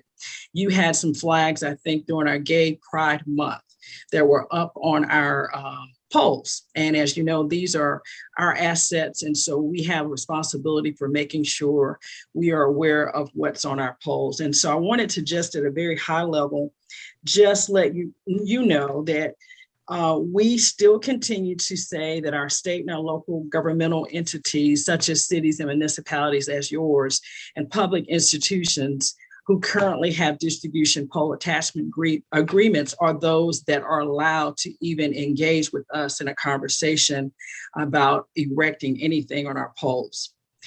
As far as the content, there will need to be banners versus flags on any distribution poles. And so we've already expressed that to Mayor Waiver and to Margaret as well, and they are familiar with that. You have previously, as a town, had holiday decorations, and you have an agreement with us on that. And so that's certainly allowed, and that will continue to be allowed.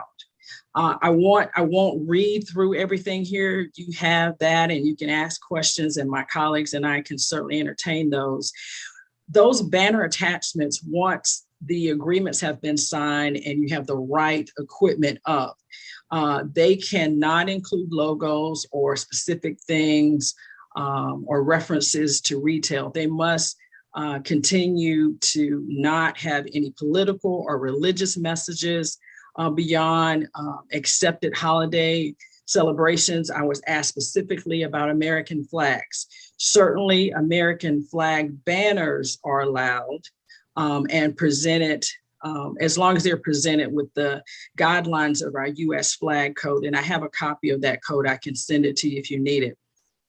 Because our distribution poles contain overhead electrical power lines, the traditional flags that are free flowing are not permitted, and that's for operational and safety reasons. Remember, first and foremost for us is safety, and we want to make sure that as we're having people moving up and down these poles, that we have things done safely. We don't want anything that will present any problems for them or for the asset itself that could potentially come down or be hampered or cause any safety concerns to others that may be there. Next slide, please. So as far as the banner content, most of our conversations have been around what that looks like. And we'll honestly tell you, we hadn't had that conversation in a while. And so Scott Freeburn and others that are on the phone tonight have done some research with, as I said, with other states, just to see that we're saying a consistent message. So banners containing social messages or recognition of cultural or demographic groups are permitted in most instances, and the approval of such attachments are the responsibility of the licensee. This is where we landed. We want to make sure that the municipality in this case is a responsible party. Messages that include discriminatory or hateful speech, that is strictly prohibited, and there will be not any exceptions to that. Attachments that are approved must be by our standards. The maximum dimensions for utility pole attachments are 28 inches by 72 inches. Complaints about banner content. Where we landed with this was, and we shared this with Mayor Weaver and Margaret, that we don't go around policing what's on our poles. We simply, as I heard you talk about 30 minutes or so, don't have the manpower to do that. There are a lot of poles in the field. Usually if it's brought to our attention by a citizen, as in this case, or one of our employees notices it, usually that's how we're informed about it. And so we had a lot of conversations. We got our legal counsel involved in this. And so where we landed was any complaints going forward. If your town has approved of something, and in this instance with the gay pride flags, which would need to be on a banner approved attachment, not a flag, then we have decided that moving forward, we're going to have any complaints be the responsibility of the licensee to respond to, because every municipality may approve of different things.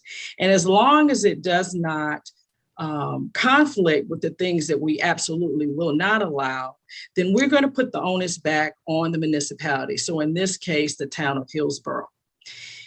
In the event we deem an attachment is unauthorized, the licensee will be notified by us, and you will have up to 30 days to remove that attachment. For cost and installation, the application fee is very minimal, with engineering fees that sometimes may be charged because you're a municipality. There's no monthly charge that would apply to the attachments. And then the attachment costs permitted under this agreement would solely be the expense of the licensee and will remain the property of the licensee. And the licensee shall reimburse Duke Energy for any make-ready cost. Depending on, and every situation will be different, depending on the pole, there may be some things that need to be done in order to have a suitable attachment. And so that's what we're referring to there. Next slide, please. And other considerations, we wanted to summarize this at a high level as well. As I started out, all attachments require submission of a permit application, a banner attachment agreement, and Margaret already has that. So you have that, and as we revise that agreement, she will get an updated copy of that as well. Our goal, again, is to be consistent across our entire footprint of Duke Energy. Those permits and applications may require pre and post inspections from us. And so you can expect that. Proposed attachments, we are encouraging strongly that they remain in the main thoroughfares of a town and a city, because once you get on the side streets, the dynamics, the dimensions, the height, all these variables come into play. And so we would encourage you, which I think the town does already, keep those on the main thoroughfare. Attachments must always comply with requirements of the National Electric Safety Code. That is not negotiable. That is a requirement. And that is based on applicable local and state regulations that we must adhere to. We are a regulated utility that we are regulated by the Utilities Commission. And so that is not anything that we would have flexibility around. And so we want to make sure and guarantee that we're meeting the clearance requirements that are critical for our infrastructure. And if you noticed any of those poles, we're not the only utilities on the poles. This is a safety concern also for cable, telephone, and other assets that may be on that pole. The installation of all the attachments and the equipment must be performed by an approved contractor. And we certainly will work with your facilities staff to make sure you know who those approved persons are. And as I mentioned earlier, any poles that deemed to be insufficient to accommodate that new facility may require some rearrangements. And so, as I said, every pole would have to be assessed individually, and we would make that decision. The licensee must meet insurance and indemnification provisions set forth in the agreement. And then the utility poles remain the property of Duke Energy, which is a critical point. These are our assets, and they are for the benefit of all citizens within our jurisdictions. And so they will continue to be, and any attachments may be removed if they violate the terms of our pole attachment agreement, which you will certainly have time to review before you sign that. And certainly safety, as I've mentioned before, is a top priority for us. And so if there's anything that seems to be presenting any safety concerns, we will certainly make you aware of that. Next slide, please. And so to just provide a summary for the DEC, which we call Duke Energy Carolinas, which is the legacy Duke Energy footprint. Teresa Elliott is the utility pole banner attachment supervisor of joint use, and she would be your primary contact. And so one of the things that, as I said, we're trying to be very consistent. We want to make sure our customers know who to call. I got a phone call. Some people may just call anybody they know at Duke Energy, but we wanted you to make sure you had the right resource for utility pole banner attachment request. As I mentioned, this conversation is really not about our decorative lighting, but I also wanted you to know if you have a situation where you have questions about those lights, you can send an email to olrequest, which is outdoor lighting request at duke-energy.com. And each license shall have a term of 1 year, which will automatically be renewed for a successive 1 year term unless either party decides they want to terminate that agreement. And so, as I said, some of these agreements are pretty lengthy, and I did not want to go through the lengthy agreements themselves. You have an attorney and others that will do that. But I did want to let you know that we have seriously looked at this situation. It was a unique opportunity for us to go back and to make sure there was consistency across all of our jurisdiction, and we are doing that now. And so while this opportunity was unique and different as to how it came to us, it was an opportunity for us to be even better and more efficient and to have a consistent message. And so the next steps will be finalizing those two agreements that our council will approve. And then the steps after that will be making sure my colleagues and myself present this to all municipalities. You know, I've heard others say, well, I saw something over there, I saw something there. And again, we're not out there policing. Usually if we hear about things, your citizens are the ones that are telling us. And so we want to make sure that we've given people the opportunity to understand these revisions and to understand our expectations. And so I could imagine that all of my colleagues and I will be sharing these with all of the counties for which we serve. And so it will be a process. It will take time for people to get up to speed. Most people abide by those rules and understand them. And for those that don't, we will certainly make sure that we're having one-on-one conversations. And so I want to thank you for the opportunity to go through that very quickly at a high level. But in short, your question about what you can have on your banners, I think we have now answered for you. You can have those things as long as they don't conflict with any of the things that we're adamant about not seeing on our banners. And we will give the authority back to you to handle any complaints that may come up from your citizens. And so with that, I wanted to keep it very concise, very short. Wanted to make sure you knew that we took your questions and concerns seriously. And if you have any details or questions that you want to ask, I may not know the answers, but my colleagues are on the call. And so I'm going to ask for Jim and Scott to speak up if you have any specific questions.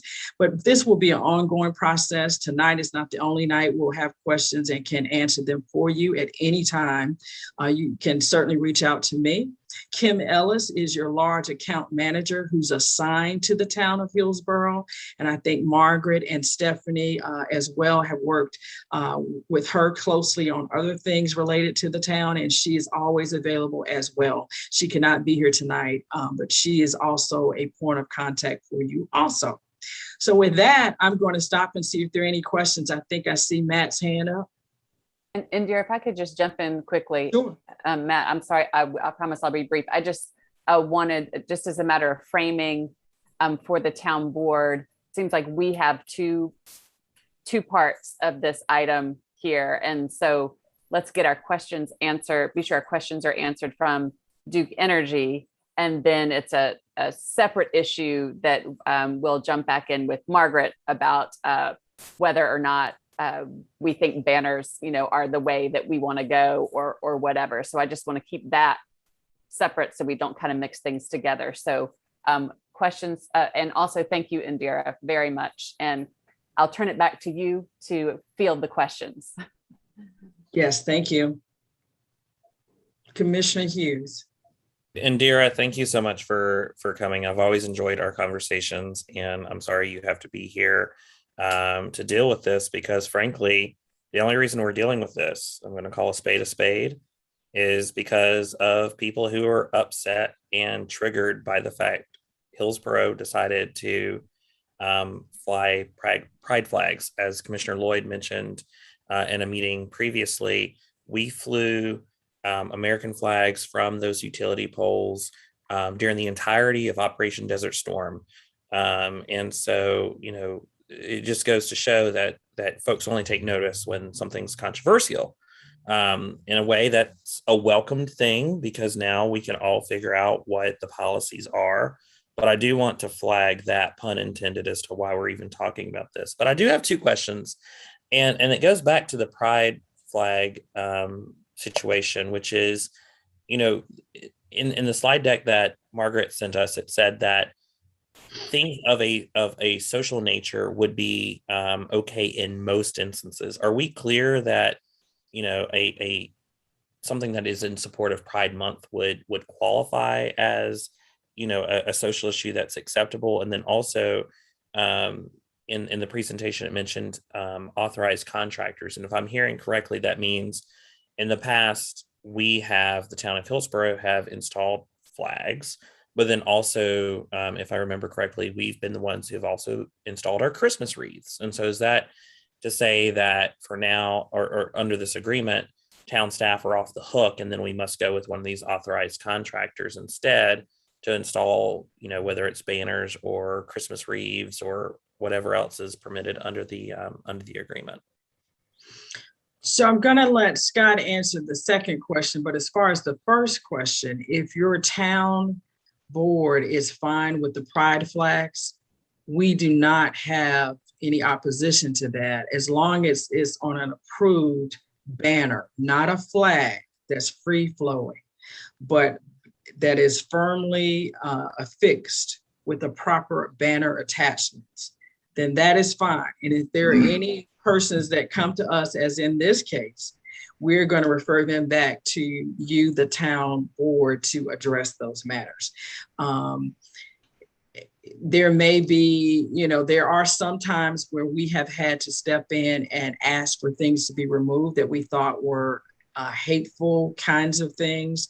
And if we ever see those types of things, then you probably expect that we're going to address those. That is not what this situation was, but we wanted to at least notify that and put that in writing as well, that we may react to things like that. We will react to things like that.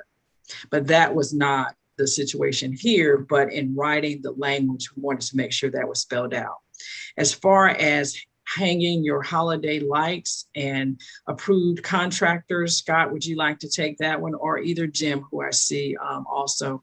And Jim, by the way, is the person that works on the side with the decorative lighting, the street light.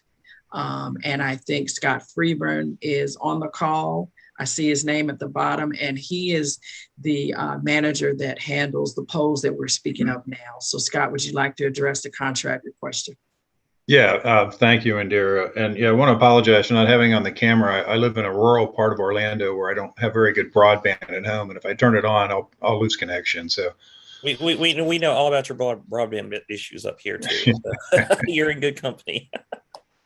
So yeah, in regards to the banners, you don't need a certified contractor to hang your banners.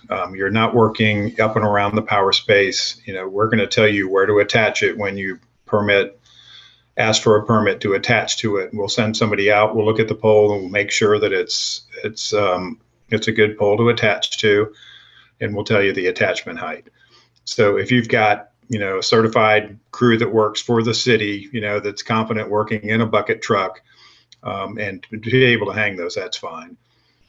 Now, as far as Christmas lights, now if they're working up into the secondary power zone, that's a little different story. We would ask that you use one of our certified contractors that is knows what they're doing up there. So, I mean, that's the difference of those. And Jim, do you have any comments as far as that with the lighting poles?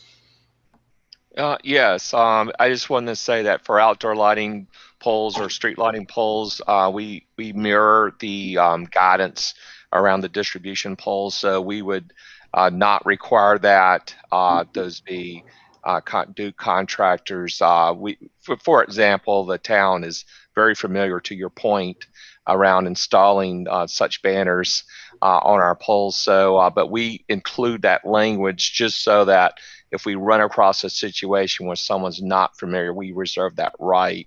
If, for example, if they have a few installations that fail, for lack of better words, and fail the safety and quality standards, but in your case, I don't think that's an issue. I'll just chime in as someone who's a little bit more intimately knowledgeable about our holiday decorations. You have to have the qualified contractor, from what I understand, to put in the electrical work. It can't just be any Joe Schmo electrician off the street. What our public works department does is hook our wreaths into banners and then plug them into outlets that were installed by a qualified contractor. Okay. Yeah, I think that's fine then, as long as, well, I'm thinking about the lighting agreements. I know we have a lot of them with a lot of cities, and a lot of these are they're older. I'm not sure I've really ever seen any Duke Energy standards for attaching the different decorations. I have seen it for the plug that you referenced, and a lot of municipalities do that. Other ones, we do the work for them and tap into the secondary to give them power. But in this case, if you have a plug that's been installed by, you know, a Duke crew, where you can attach your holiday lighting below the secondary, out of harm's way, and then plug into it, I think that's fine. Jim, do you have any questions with that? Any problems with it? No, I know that's the way that's been working. So, you know, we are going to be reviewing that policy just to ensure safety, just like with the banners and the flag policy. We just reviewed that for the system because we had disparate agreements all throughout the 6 jurisdictions. And so just to ensure safety and also to ensure that our customers understand what we require, and to help them make it easier on our customers rather than have various agreements. So we've standardized the policy for banners and flags for our outdoor lighting assets. So we'll take a look at holiday lighting. But to your point, Scott, with the plugs that Duke typically installs, that's a non-issue. Does that help with answering that question? Yes, I Okay. think so. Any other questions for our Duke Energy folks before we move on to the second part of our discussion? Yes, if I could ask a question. Yes. Is there a fee for this? Or do you charge? You don't charge any? There's not a maintenance ongoing fee. There may be a minimal engineering fee if there's something that's got to be reconfigured, but that is minimal. But no, because you're a municipality, there is not. Okay, I wanted to make sure. Evelyn's always on track Watching of the our money, dollars. which is That's very needed. good. Yes. Very good. Very Very good. much. Any other questions?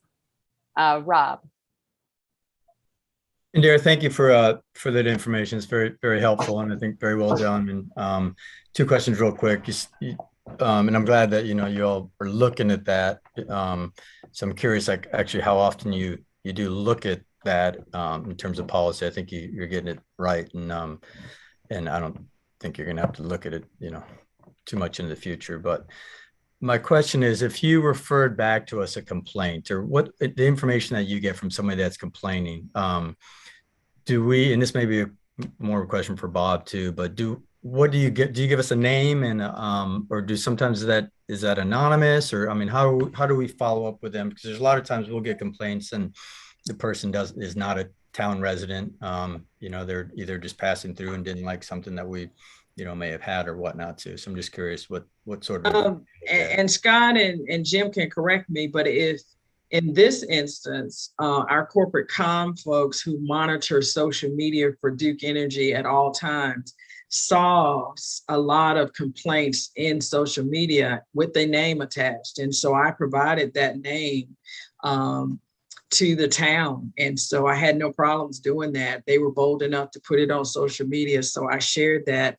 And I think that's exactly what I would do in any situation. If there was someone that came to us, I would notify you so you could then follow up with them. That would be how I would handle that. I just want to say, as the town attorney, I think would be accurate to say that we as a town would have little enthusiasm for following up on an anonymous complaint about something like this. Mm-hmm. If they're not going to put their name to the complaint, then maybe the complaint is not that much of the town's time. Good point. Well, and I think what is valuable about the shift in your policy that I appreciate about putting this content, with some parameters around it back to the licensee is that just like with anything else, any other complaint that the town of Hillsborough fields, because we get our share about all kinds of things, people, they just have to contact us and we figure it out. Very good.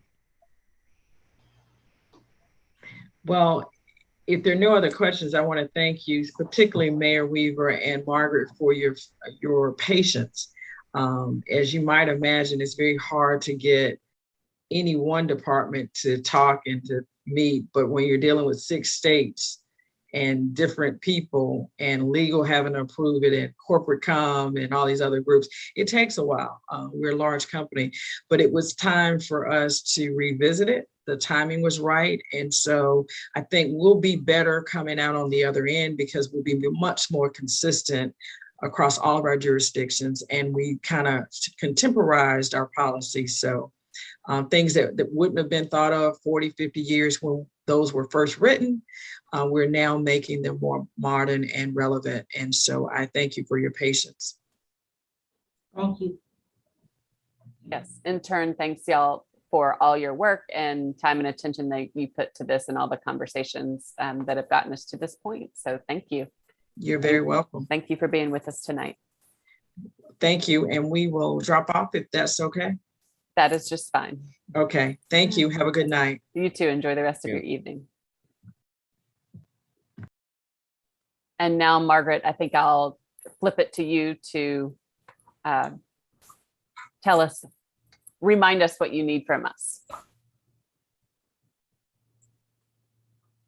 Sure. So last month when we talked about this the previous time, staff had identified a number of different options on how the town could move forward, given that we had been clearly advised that free flying flags were not acceptable and that we would have to pursue banner attachments if that's what we wanted. And that's, there's time and cost associated with that.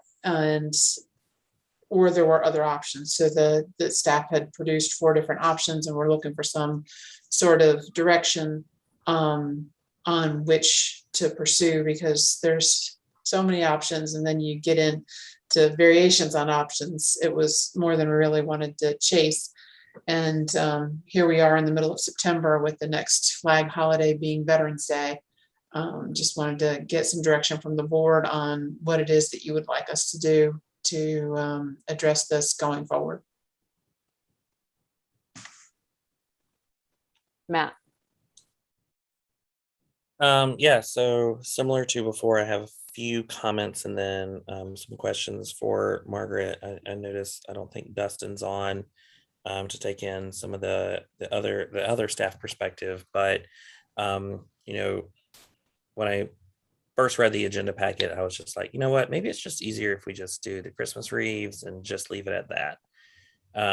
But I really take to pride, Hillsborough's role in the founding of this country, and then also, the securing of people's constitutional rights. And we need to be able to, show that through, how we display our patriotism and also the rights of other people as well. And so, the more I thought about it, the more I thought, well, maybe banners, if done right, would definitely withstand more abuse than the free flowing flags. And that's been a concern generally of staff.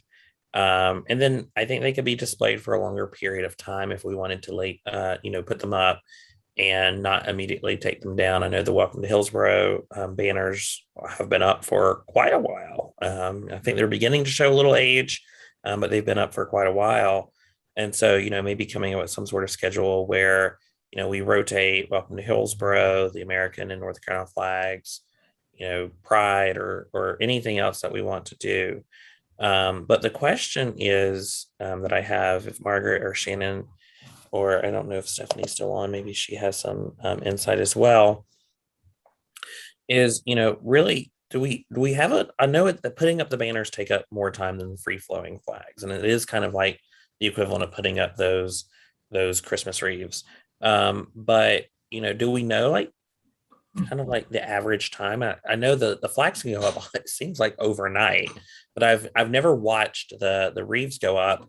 And then also, one of the interesting things that I found in the original presentation that Indira sent over was the ability to use contractors. And it seems like maybe we have the ability to do that because we can operate a bucket truck and everything. But, would that just be a more, in the grand scheme of things, more cost-effective way of installing these banners, because that means we're not taking employees off the line, maybe in a department. I haven't looked at our most recent job postings where maybe we need more staff, or we might need staff in the future. And so I'm kind of thinking through, those sorts of things, leaning towards banners, knowing that we'll have to have them produced.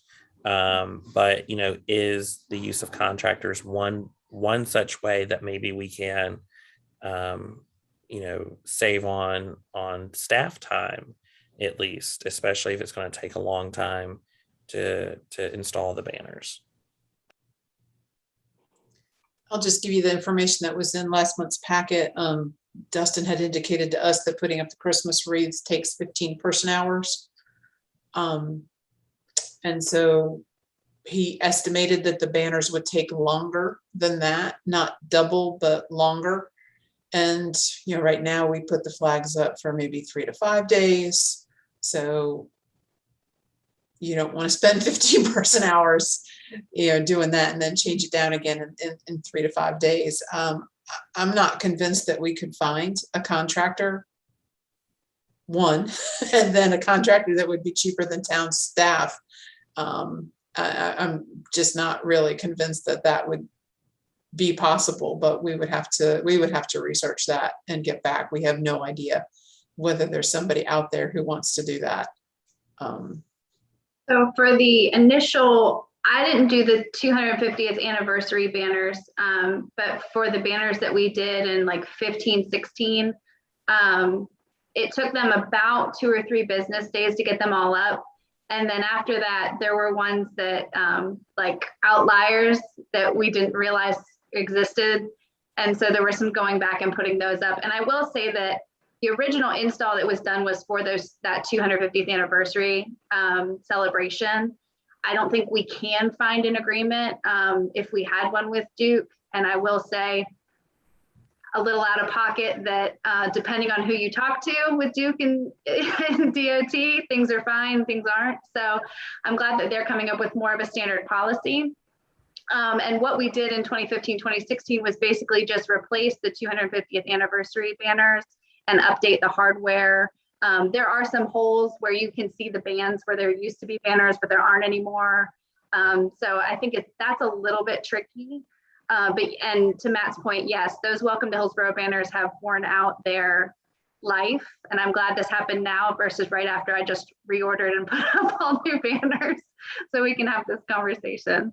But yeah, I think as far as the man hours go, I don't know how many people Dustin had or Ken had on that, but it did take them a couple of business days to get them all out there. And if I had to guess, there's maybe 15 to 20 of the flag poles, the free flowing ones. And I think there were probably closer to 50 or 60. There's some downtown, there's some that run down South Churton Street. I think there's 1 or 2 over on Meadowlands. When we replaced them, we were going to put some up on 70. We had some preliminary conversations about that. So there's a lot more of them than there were the flags downtown. I was going to say that burgundy is not nearly as bright as it used to be. And I would just jump in to add that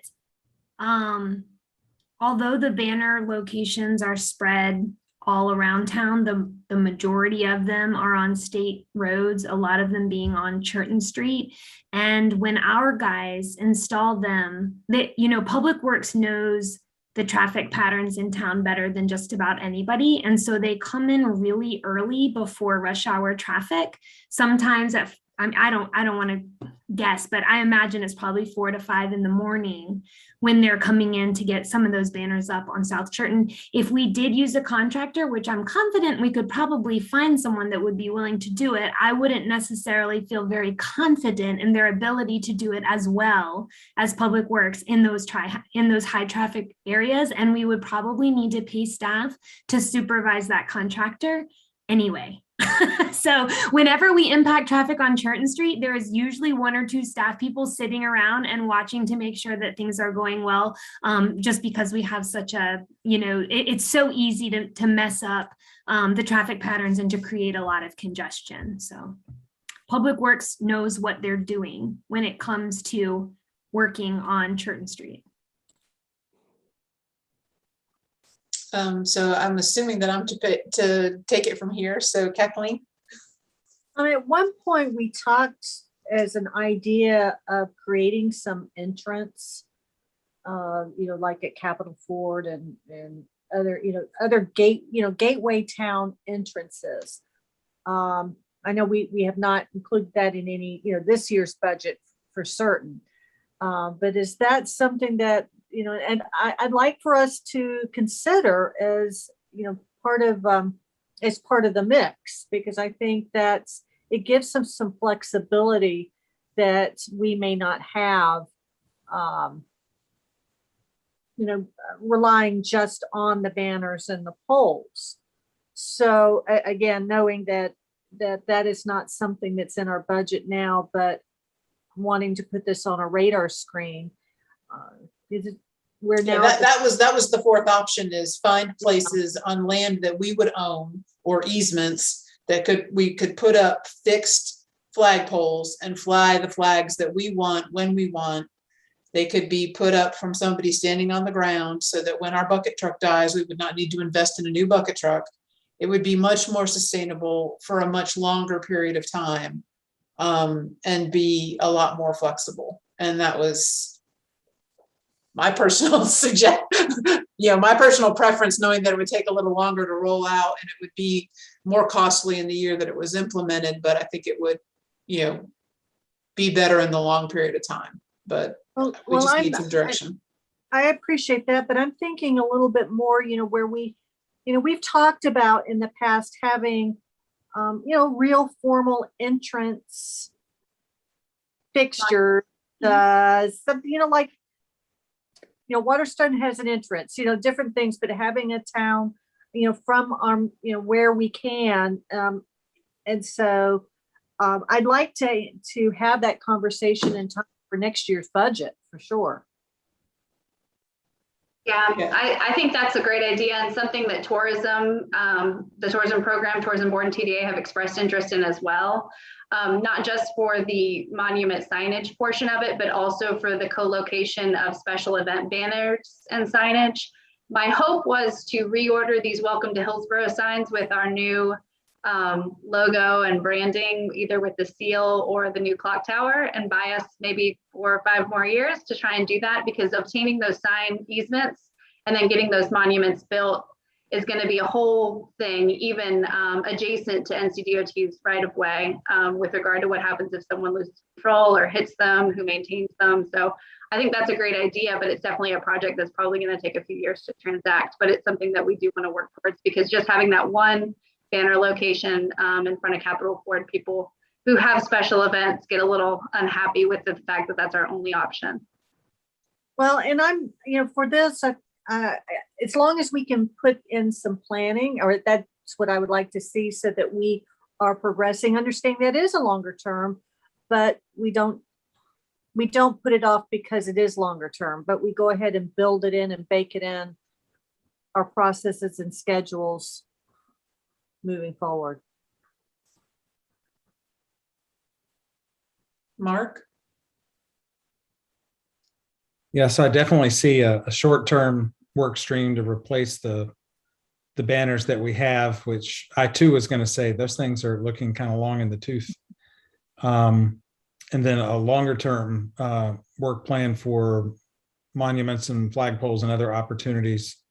And also, the placement at in front of the Ford dealership, I think, doesn't reflect how large the town is now. I think we might need to create a little task force to think about where would be appropriate, and then figure out if we can get agreements or easements. And of course, I-40 is going to be widened down there, so they're going to re-engineer that whole intersection, which is really the southernmost part of town. So that kind of complicates things even further. But in the short term, Shannon, what are the dimensions of the banners we have now? They're 28 by 60. So they meet the requirements for size, but I am a little concerned. Our utility poles are kind of short in places because they're old. I'm not sure that we're going to meet some of those other metrics for the location from the DOT right of way from the ground, and also from the other utilities. That's something we would have to maybe spot check and see if we could demonstrate to Duke that we're able to meet it in a handful of locations without measuring every single pole. I don't know if that would be acceptable to them or not. And just to be clear, that Duke's regulations are not the only ones we're dealing with. So Duke wants the banners far, below their lines, but DOT has regulations for how high they have to be over the street. So, and we have 20-foot poles instead of 25-foot poles. So my concern is that once you add in those DOT regulations, there might not be enough space to also meet the Duke regulations. And that's something that we don't have all the measurements for yet, because we didn't even know if the banners were really going to give us a good option. But it's something I think that we can take a look at here in the near future. We have to keep DOT's regulations in mind, though, because these banners are flying in places where we have, lots of traffic and large trucks coming through. Well, it sounds like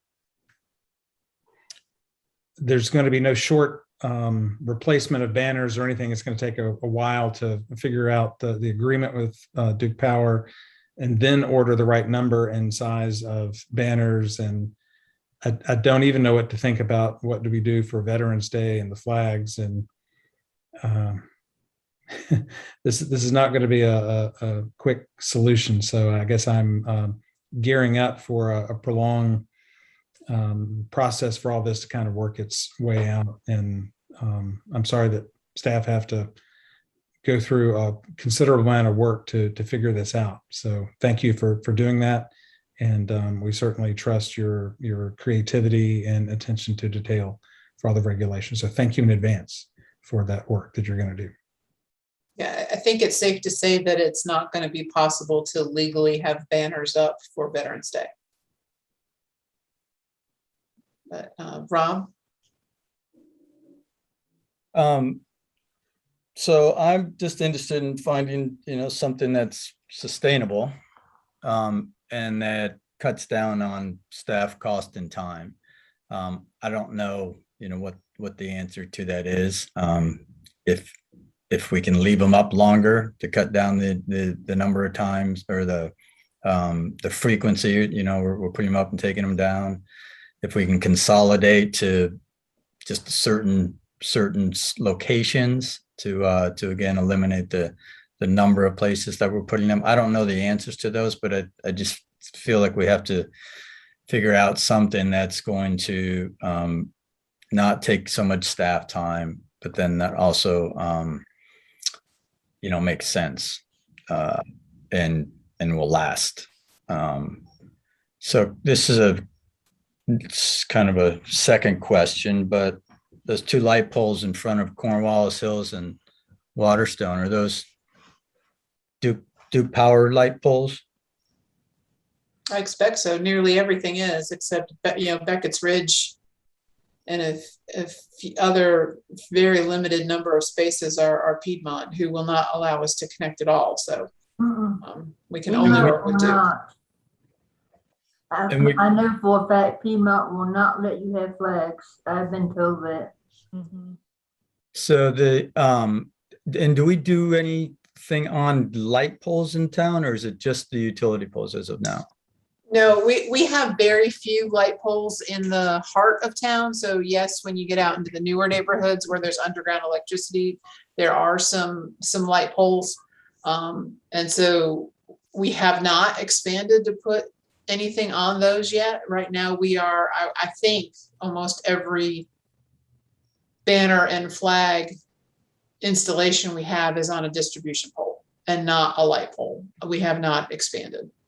And many of the light poles in the newer neighborhoods aren't as tall as utility poles. And so then you get into that situation where you have a banner sticking out into the roadway and causing a safety.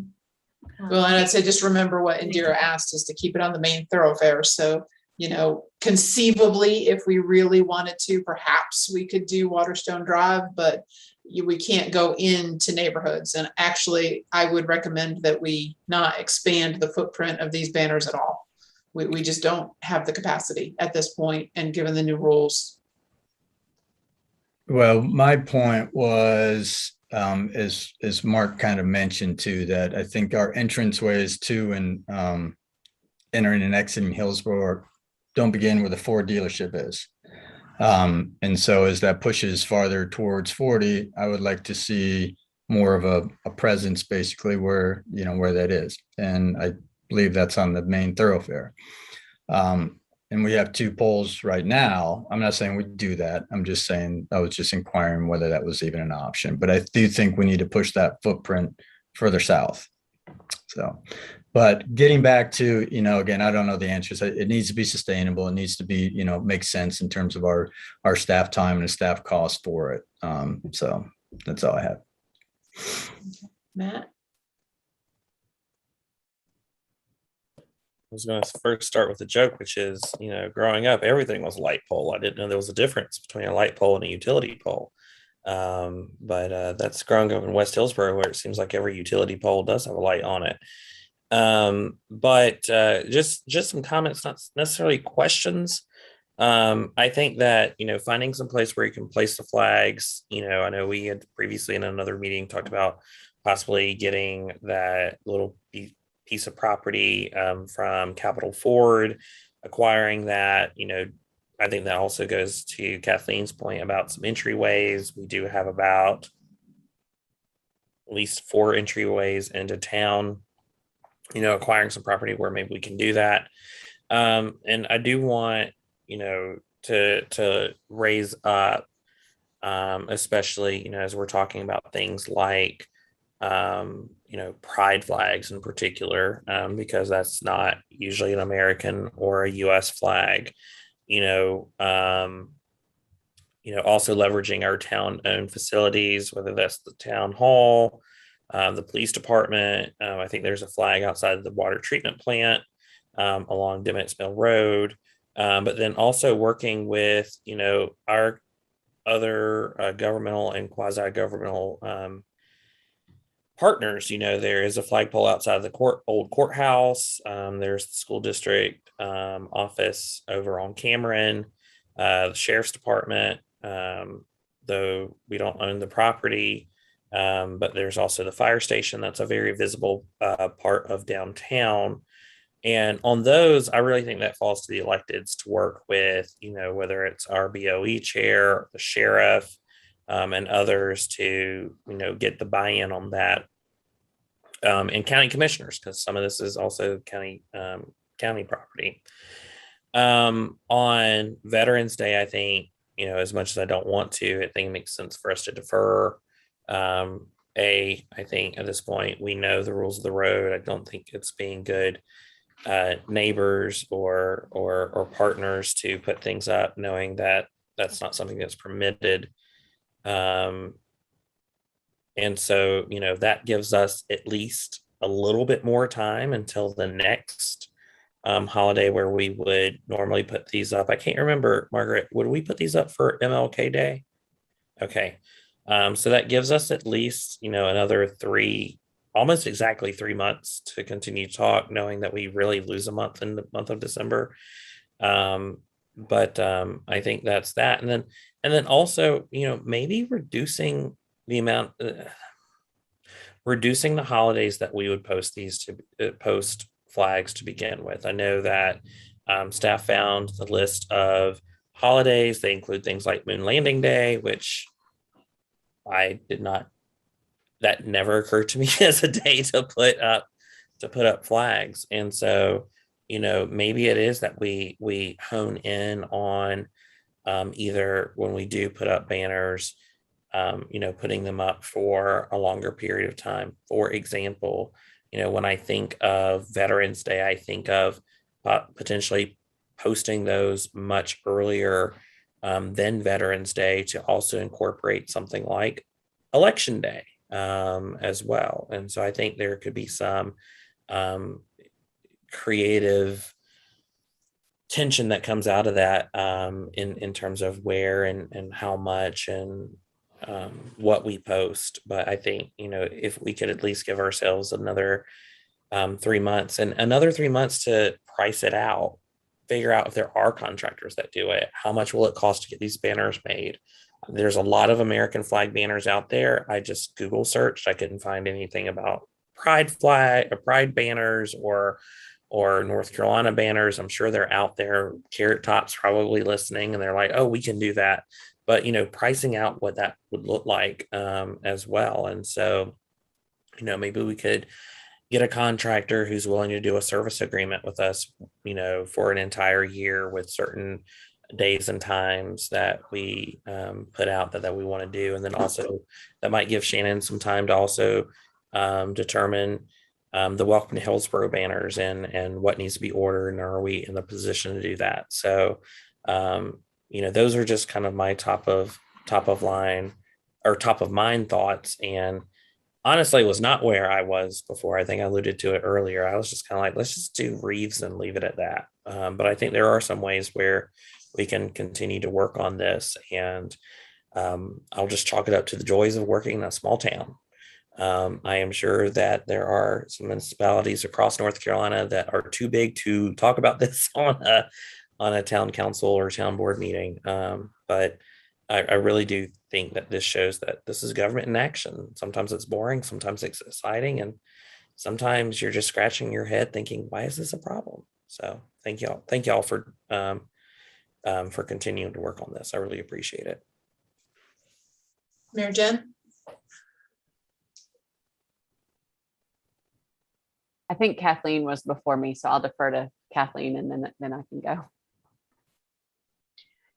I'll try to be quick, but this is something, because these banners and represent the town. I really do like the idea of having a task force really look at what holidays, what banners, because when I think of Pride, which I absolutely support, but I also I don't think that should be the only.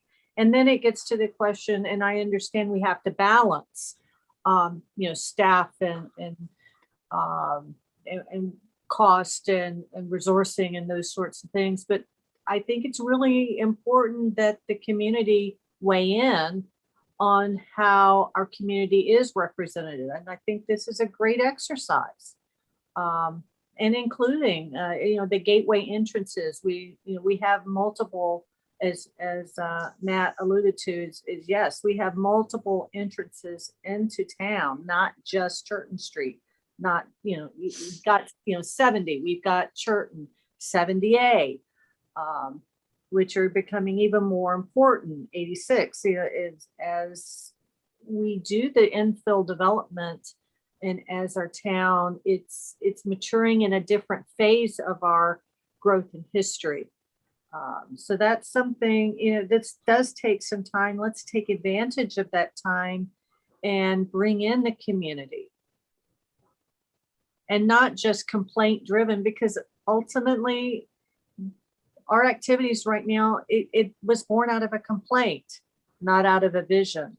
And that's where I think the community, we can tap from a visioning standpoint. And it fits in with the greater visioning that we're already doing.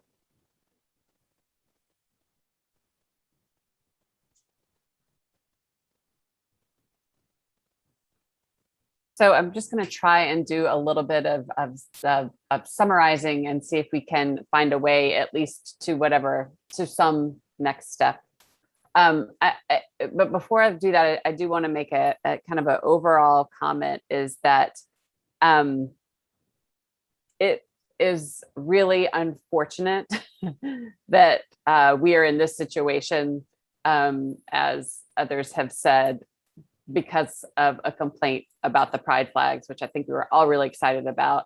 It really excited the community. And yes, there were people who didn't like it, but my experience was there were many more people who had feelings of inclusion that they never thought that they would see in their hometown. And that's really powerful. And so I just want to just acknowledge that that stings, it does not feel great. That's why we're here. All that said, and so there is interest from the board in being able to at least keep displaying American flags on some important holidays, and to have some kind of pride flag display. I think that's a general desire that I am picking up among the comments that have been made. I certainly have those desires. I do feel like we're kind of teetering on the edge of creating a really big project where staff is going to end up needing to come back to us and say, okay, well, we can't do these other things that you've already told us that we need to do, because this is about to take up, if you want us to do this, we can't do that. And so that's just a reality. We only have so much staff time and hours. And we've already given staff a lot to do. And so we just need to be real clear about what we're asking. It sounds like there is desire to have, as far as banners go, a desire to have some fresh welcome to Hillsborough banners at the appropriate time. Does that seem, at least at a minimum, people want that? Okay, seeing nodding of heads there. I will say that based on what we heard the last time we talked about this and what we heard tonight, that it really doesn't sound sustainable as far as investment of town resources to have these actual banners that are going up and down for different holidays. I mean, I think if the board tells staff that that's what we want them to do, I'm sure that they will find, that they will price that out and tell us how much it will cost in terms of, all staff time, banner orders, like all that kind of stuff. I have no doubt they'll tell us that, but I think we just need to be real. We need to be real clear that we've been told that that's really not preferred and that there will be a real cost to what we've already asked people to do in other kind of topical areas of what we need to do as a town. So I would just caution against giving that overall direction. And that when we talked about this last month, and then this will be the last thing that I'll say, and then Eric, why don't you go ahead, but is that there also does seem general desire to use town property to have some of these other displays. And that I think that part of I think that everyone is feeling like that's a good idea. That will take time, so that's not a quick fix for, the things we normally celebrate. And, if our town hall happened to be like front and center in the middle of Churton Street, then I think we'd have an easier solution where, we felt like we could just do kind of more prominent displays right there. But as it is, that's just not the logistics that we have. We've got a nice tree shaded, main town hall campus where you can't really see our flagpole from the street, but we know it's there. And I think that we can at least use that in the interim. Now I'll be quiet and pass it to Eric for a minute. Thanks, Mayor. And I appreciate the acknowledgement of this limited staff time. And is this something, how much time do we want to put into it right now? But also staff wants to be responsive because it's an important issue from not just this evening's discussions, but prior discussions we've had. I guess this is going to be a question for Margaret. I mean, the staff that we've had on has had an opportunity. The board's raised a lot of good points, a lot of good ideas. And I want to know if it may be expedient to give staff some time over the next, whether it's a couple weeks, to soak all this in, work behind the scenes with some brainstorming, and maybe come back with some options for the board. We're happy to continue having the discussion this evening, but I just want to know if Margaret or Shannon, if you've got any thoughts on, if you've got any ideas and you're being quiet, and would that be helpful to have some time? I think it would. I mean, it sounds like what I'm hearing from the board is kind of next step is to figure out if we can even permit the existing banners that we have, because right now that's a question mark. And so if this board, from what I understand, Duke didn't give us any compliance date or anything like that. And so compliance is optional. If we want to get in full compliance, I think we have to make sure that we even have the space out there, because I think every conversation after that is going to depend on that first key point. Yeah, and what I heard was an interest to have some sort of proposal in time for the budget discussions that would start in December. So I think we can kind of do those two things, figure out whether the current installations are permittable or where they're permittable, and then maybe have a couple of different options that are more fully fleshed out with costs and so forth for the budget discussion. Certainly if we find that our installations are permittable and we can develop a Town of Hillsborough banner to go up on them sooner than next fiscal year, then I'm hearing kind of that we would go ahead with that. But I'm also hearing a fair amount of support for this more sustainable option of doing something that's on the ground so that we can get out of the bucket truck business. And, that's a more prolonged discussion, but it also would mean we're probably not buying US banners and just not flying anything it could be for a significant period of time. And I just want to make sure that that's acceptable before I head down that road and think that that's what we're doing.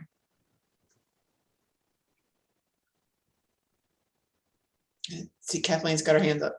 Yep. Because I think that's acceptable. And I've been just mulling things, one of the things that it struck me is part of Duke's rules and regs as being that 30-day window. And in my mind, I actually would think, well, that's 12, that's 12 increments within the year. Even if we stuck within that 12-month increments for what we did in terms of flags and banners, not that we would necessarily want to have something different each month, but certainly it wouldn't be less than a month. And I think gives us a way of still covering, the key holidays and some of the other things like Pride, Women's History Month, whatever. There's some options there even within that framework. So I think there's some ways we can approach this, given a little bit of time to reflect with Duke, with what Duke has shared with us.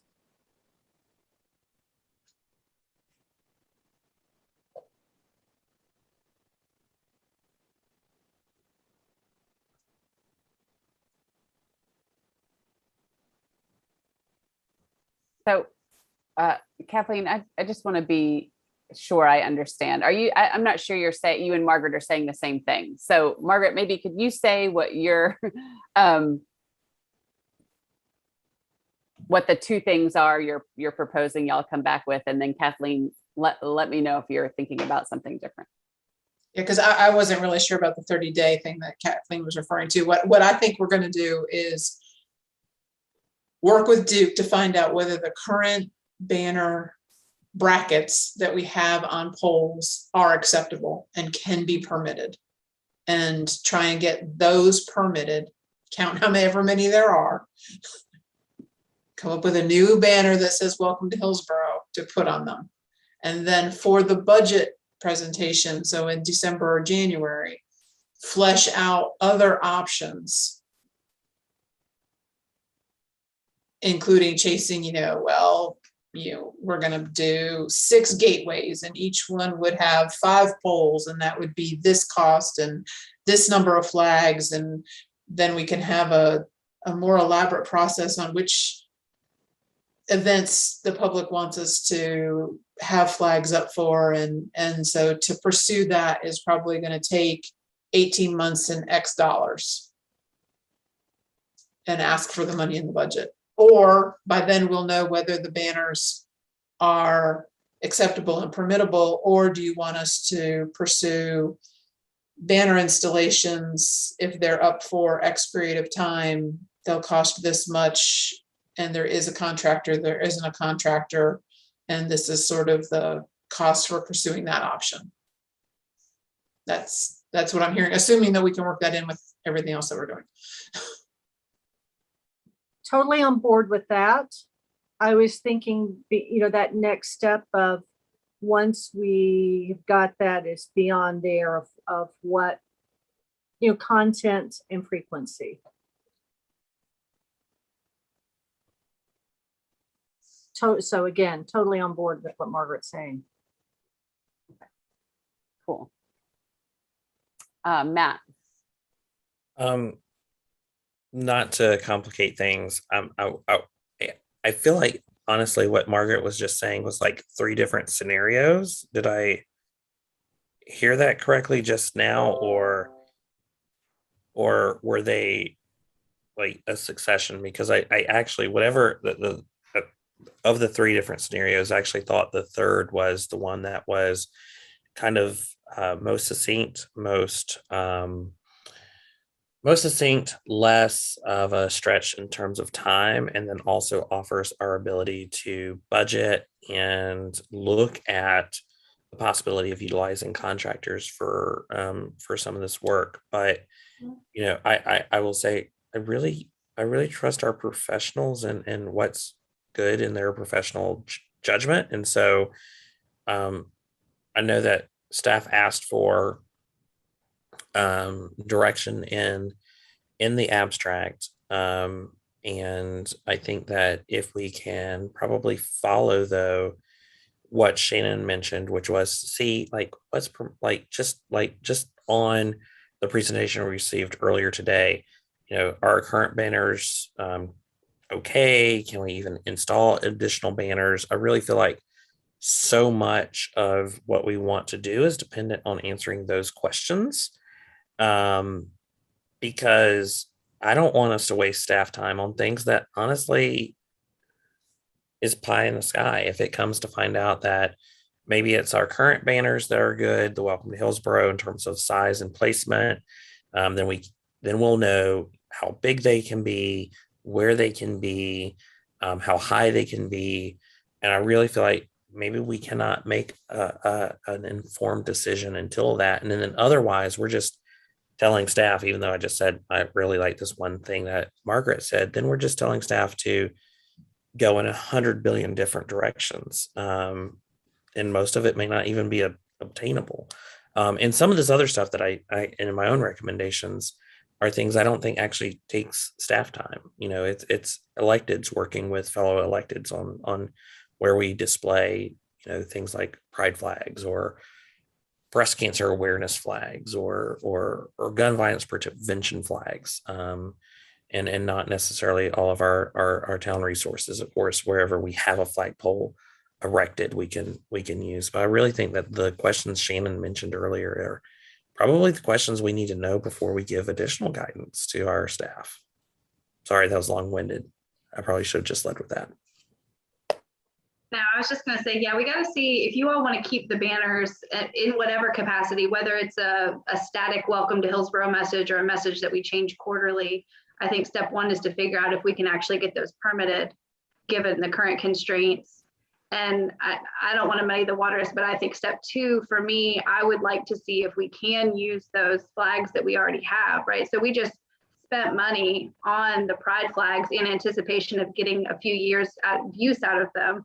So I think if possible, it would be worth seeing where else we may be able to display those on our own property, using those single pole mounted brackets.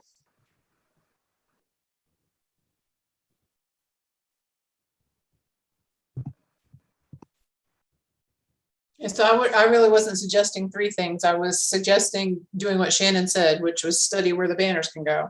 And then the budget request that comes later would chase the standalone, more sustainable option and the banner request if the banners turn out to be a viable option, so that you would see at least two kind of quite different proposals in your budget packet. Thank you.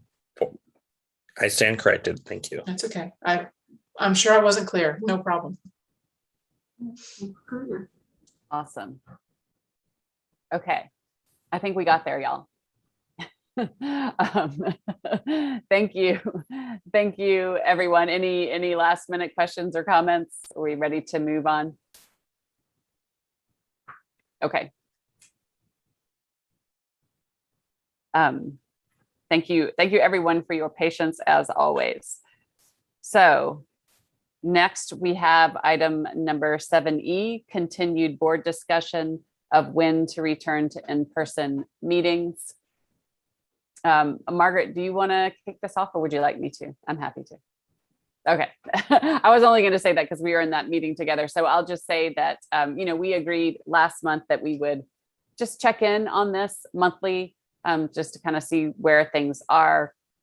I will say that Margaret and I we were invited to a meeting that UNC Hospitals initiated, where they just wanted to check in with all the jurisdictions, with staff and electeds from all the Orange County jurisdictions. And they were pretty serious with what they had to say for where things are now, talking about how things in the hospital system are absolutely stretched, and very clear that should really be the barometer right now of how the pandemic is going, rather than kind of in the earlier focusing so much on number of cases, which is not unimportant, but really the hospital situation is really stretched right now. And I think we probably all may have stories at this point. I know I've had several people in my circles over the past couple of weeks have things delayed, moved, or put off indefinitely because of the bed situation in the hospital system. So this does not seem like the time to come back to in-person yet, while we're still in the midst of this Delta wave. That would be my opinion. And it seemed like that's what I heard from UNC as well. Even though they were careful to say, each jurisdiction is going to have to, that's ultimately our decision to make. But they're really asking for leadership to kind of set the tone right now. So any other, do you have anything to add to that, Margaret? So my suggestion would be to check it, check in again at our October meeting and see how things are. There are some signs that maybe at least the case numbers are starting to at least plateau a little bit, and we'll know a little bit better about what will happen. Sorry, Kathleen, I didn't mean to cut you off. I was going to say, as long as we're having serious issues with our hospitals, I totally support. I think our actions need to demonstrate supporting public health, and not take actions that could even conceivably risk adding more people into the hospital situation. Thank you, Kathleen. Matt? I really struggle with this, not just for the reasons I mentioned during our work session last month, but and for very good reasons, I think, last month. But I really struggle because, and I don't know if our colleagues on the county school board are moving back to virtual or not. I know their meeting tonight is in person with a virtual component. I asked one of our colleagues over there, why were they meeting in person? And it's because we're meeting in person. And I've attended events with more people than typically attend our town board meetings, including one recently with the governor. And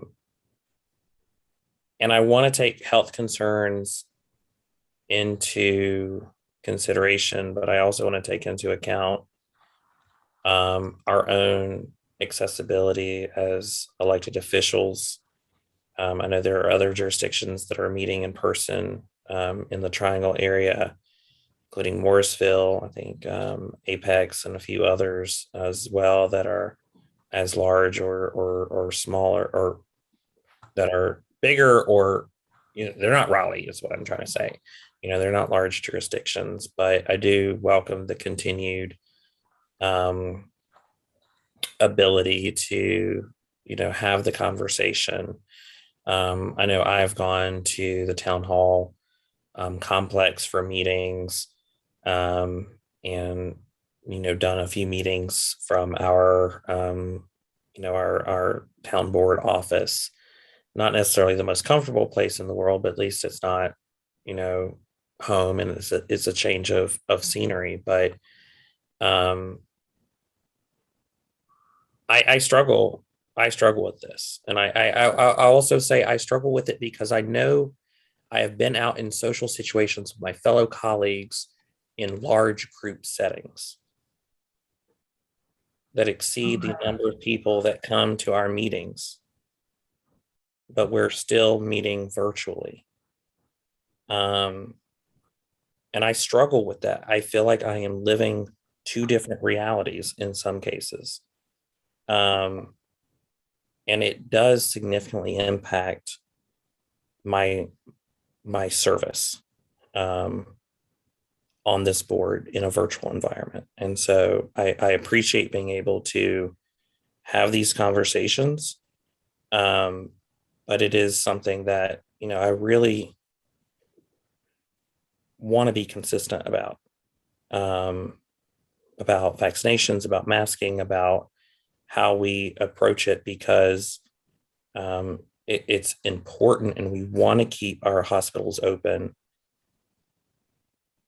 But it all feels weird. It feels like, and I know a lot of people talk about this publicly. It's, you get invited to one community that's having a large festival and another community that's canceling their large scale festival. And I mean, I'm feeling the whiplash myself, and of what is doable and what's not, and when do we do it, and how is best, and all of that.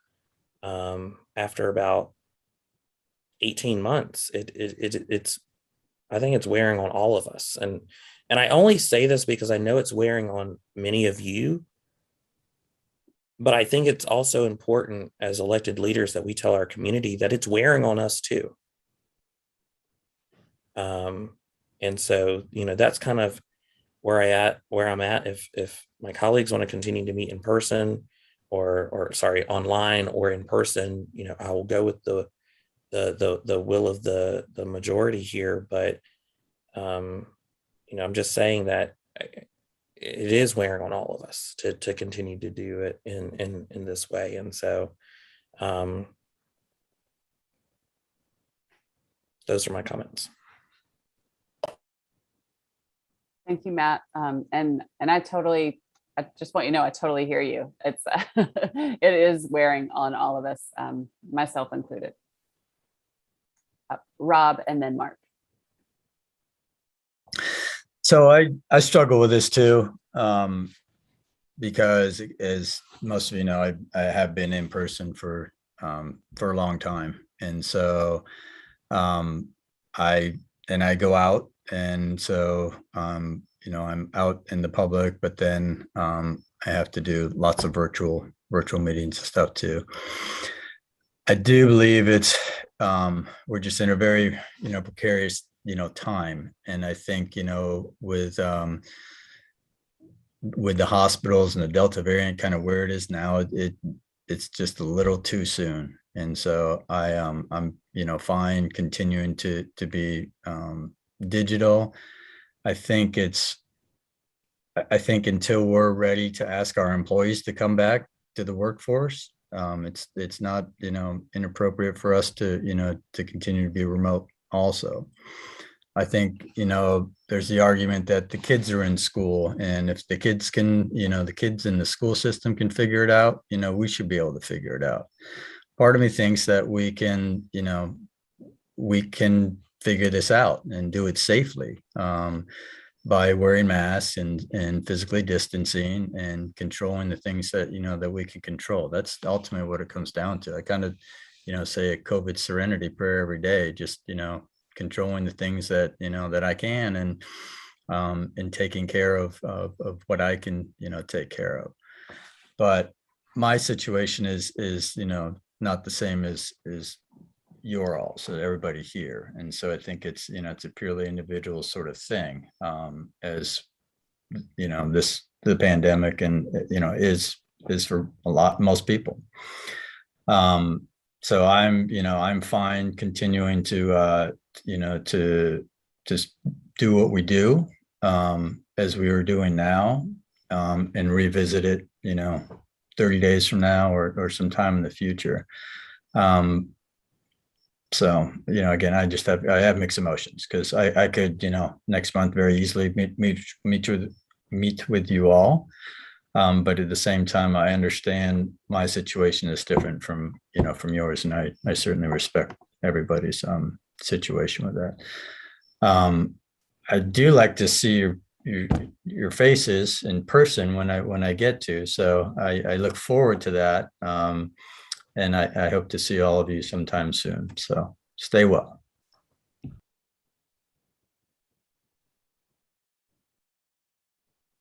Go ahead, Mark. And I am going to encourage us. It is getting late and we've still got some closed items. So just some encouragement to say our piece and then let's keep Sorry it moving, about as that. the saying goes.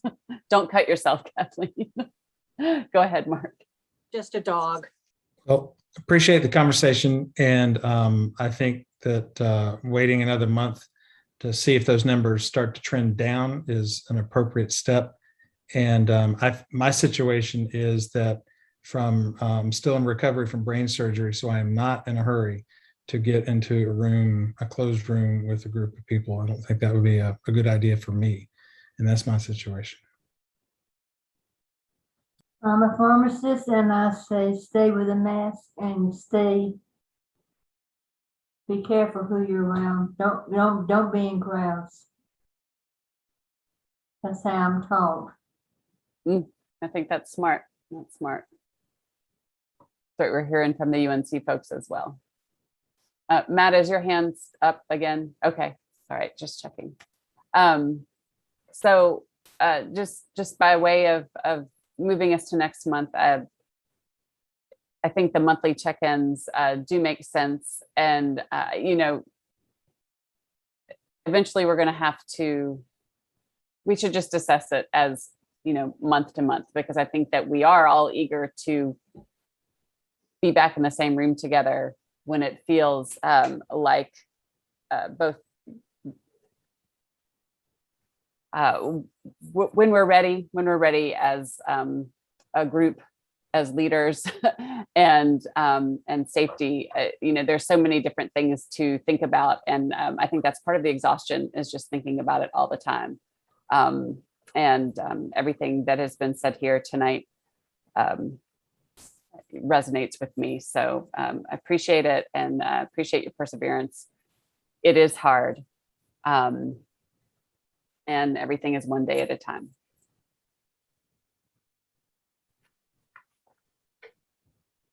And we can move on to item 7F, hot topics for our work session. So we have a couple of things on the list here, looking at the NC 86 connector project, and we'll be asked to indicate a preferred alternative from the study done with the consultant, reviewing the list of transportation and connectivity projects. This is big stuff. And receive staff recommendations of priorities and next steps for concurrence or adjustment. So those seem like some pretty big, meaty items that we'll be discussing. Is there anything else folks have to be adding to that now? Okay. Look forward to hearing about those. We can move to item number 8, updates from board members. Rod.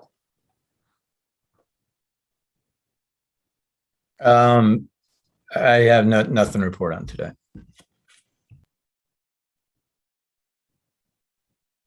All right, Matt. Sure thing. I am part of the governance committee for the Family Success Alliance. We are planning our upcoming meeting. We got a lot of updates from our staff. The Family Success Alliance is actually in a period of transition. Meredith, whom some of you may know, left the health department a couple months ago, actually, and now we're beginning to fill that role and some other roles as well, and really put together some good staff support. If I'm remembering my notes correctly, which I don't have in front of me, there are some navigator roles that are also or either in need of filling or are soon to be filled as well. And so hopefully FSA will be up and moving at full capacity here soon. So that's my only report. Thank you. Evelyn. I have fire department on Wednesday night at session number 3, and we will wear masks and sit 3 apart. Thank you, Evelyn. Stay safe out there. Kathleen. Couple things. First of all, Habitat did the dedication on Odie Street. Oh my gosh. If you guys have not been out to Odie Street, go. It's night and day, just a complete 180. Amazing. And I'm just so excited. For the Partnership in Homelessness, y'all have seen the data, and we are entering the next phase where we will be, and I'm on that project review committee, which is looking at the applications that we will be submitting to issue our recommendations to HUD to receive the rapid rehousing funds. So back in that process. And on Triangle J, the regional summit, the date and the agenda has been released. Again, I'm going to do a shout out, but also the Innovation Academy. You should have also been alerted to that. It is for staff and electeds, and it's pretty cool because it's the first of its kind in the country. There's been 2 cohorts already. A 3rd cohort is going on, so I encourage participation there. Anyhow, that's what's on my plate right now.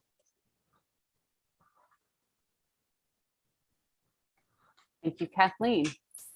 My 2 updates that I have are the task force on reimagining public safety met last week, and that group is there's a few revisions that need to be made, but has largely come up with their recommendations that will be being forwarded to the town board and town manager and Chief Hampton and to the town attorney, and that'll be put together in a packet with kind of an outline, a letter from me kind of outlining the group's work and how they got where they got. And so that should be coming soon. I think soon is my general term for that. But that group has wrapped up the bulk of its work and had its last meeting last week. And so they've really done a terrific job, lots of time and energy. I know more than they thought it would be when the commitment was made. So I'm excited for you all to see what they've been up to. It'll be really good, I think. Then the next thing I just wanted to highlight is at the MPO meeting for this month. You all may remember I mentioned last month when I was doing the update, just the kind of general frustration with looking at the Metropolitan Transportation Plan for 2050 and not seeing the many profound differences between kind of the status quo and the kind of ideal plan and what those would create for us. And there's lots of reasons why it happens that way, in part because there's not necessarily great measurements when everything is based around traffic congestion. And to make a long story short, I will say that we had a spirited discussion at our meeting last week, or maybe it was the week before, where the MPO board basically asked MPO staff to come back with a plan, with an option that actually showed a future that reflected the values of the MPO as far as equity, climate change, fossil fuel reduction, because so far the plans aren't reflecting that. And so what that will mean is, the first 10 years of that plan are already baked in, but the MPO board was kind of saying, we don't know what might happen, beyond that. So we can't operate on these same assumptions, because certainly we're not even sure about DOT funding, because as we know recently, they said that, they were over budgeted by several $billions. So really trying to have a plan that we can see what it would take to have a future transportation plan for our region that we really believe in and really reflects our values. And so that we can see what would be needed, even if the parameters that we are currently living in would not allow that. So, and there's actually Bike Durham had some terrific public comments that they gave at the beginning of that meeting. And then their organization actually did a write-up of that meeting that I will send around to folks, because it gives a really nice, coherent explanation. Mark, do you want to add anything to that from what you observed? You captured that really well, and that was an interesting meeting. And I thought that the elected officials on the committee were right on target to kind of help steer the MPO back to what is really important to our communities. So I thought it was a really, really good discussion. Yeah, I agree. And that is all the updates I have. Any updates from the town manager? Oh, sorry, Mark, I'm sorry. I apologize. It's quite all right. So in addition to MPO, I had Orange County Food Council, and the county commissioners, or at least the chair of the county commissioners, is asking the Food Council to perform an assessment of food distribution and need throughout Orange County. And there's I think it's a startup company called Fresh Spire, and they're wanting to include that organization in that effort, even though I'm not really sure they're really meant to do that kind of work. So kind of working our way through how to assess what the food needs are in Orange County. And then Jen, you mentioned the MPO, and then the third meeting I've had was the Community Home Trust. We discussed strategic plans and mission and vision and goals. And then we also reviewed a process to hear complaints or concerns by Home Trust members. There are about 300 properties with an even larger number of residents in those properties. So we needed to create a formal process to be able to hear concerns from those residents. And Mark, I have a question for you on Home Trust. Mhm. I had reached out to Kelly and Kimberly about potentially looking at a home on my street, actually. Right. I don't know if we had we had a voucher holder live there for 20 years, and she's gone. It's gone on the market, so it's about to be lost as far as affordable housing. So I didn't know if you had heard anything beyond that. I don't know. I know that Kimberly was going to reach out behind the scenes, or Lori was, just to see what was possible, work with the county, and I didn't know if you had any information. No, I hadn't heard anything about that, but I'll be talking to Kimberly, the executive director, tomorrow. So I will inquire what that is, because I'm always looking for opportunities to bring the Home Trust model to Hillsborough. Yeah, me too. And this will be one of many houses tried to get in, and it hasn't worked. And there's still some houses on Murray Street that have potential, but that's a whole different topic. Yeah, well, we should get together and talk about how to do that. Yeah, absolutely. That's it for me, Jen. All right, great, thank you. And now we've got everyone covered.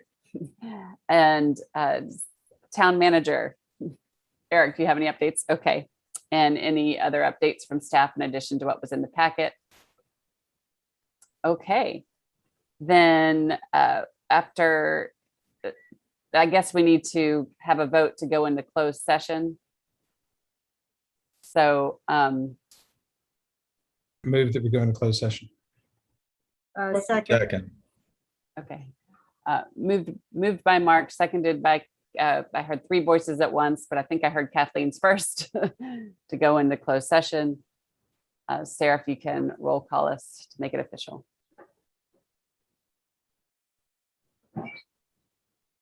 Commissioner Bell, Aye.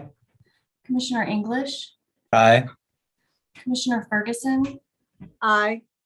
Commissioner Hughes, Aye. Commissioner Lloyd. And we can now go into closed session. And I see that. And I think I do just want to briefly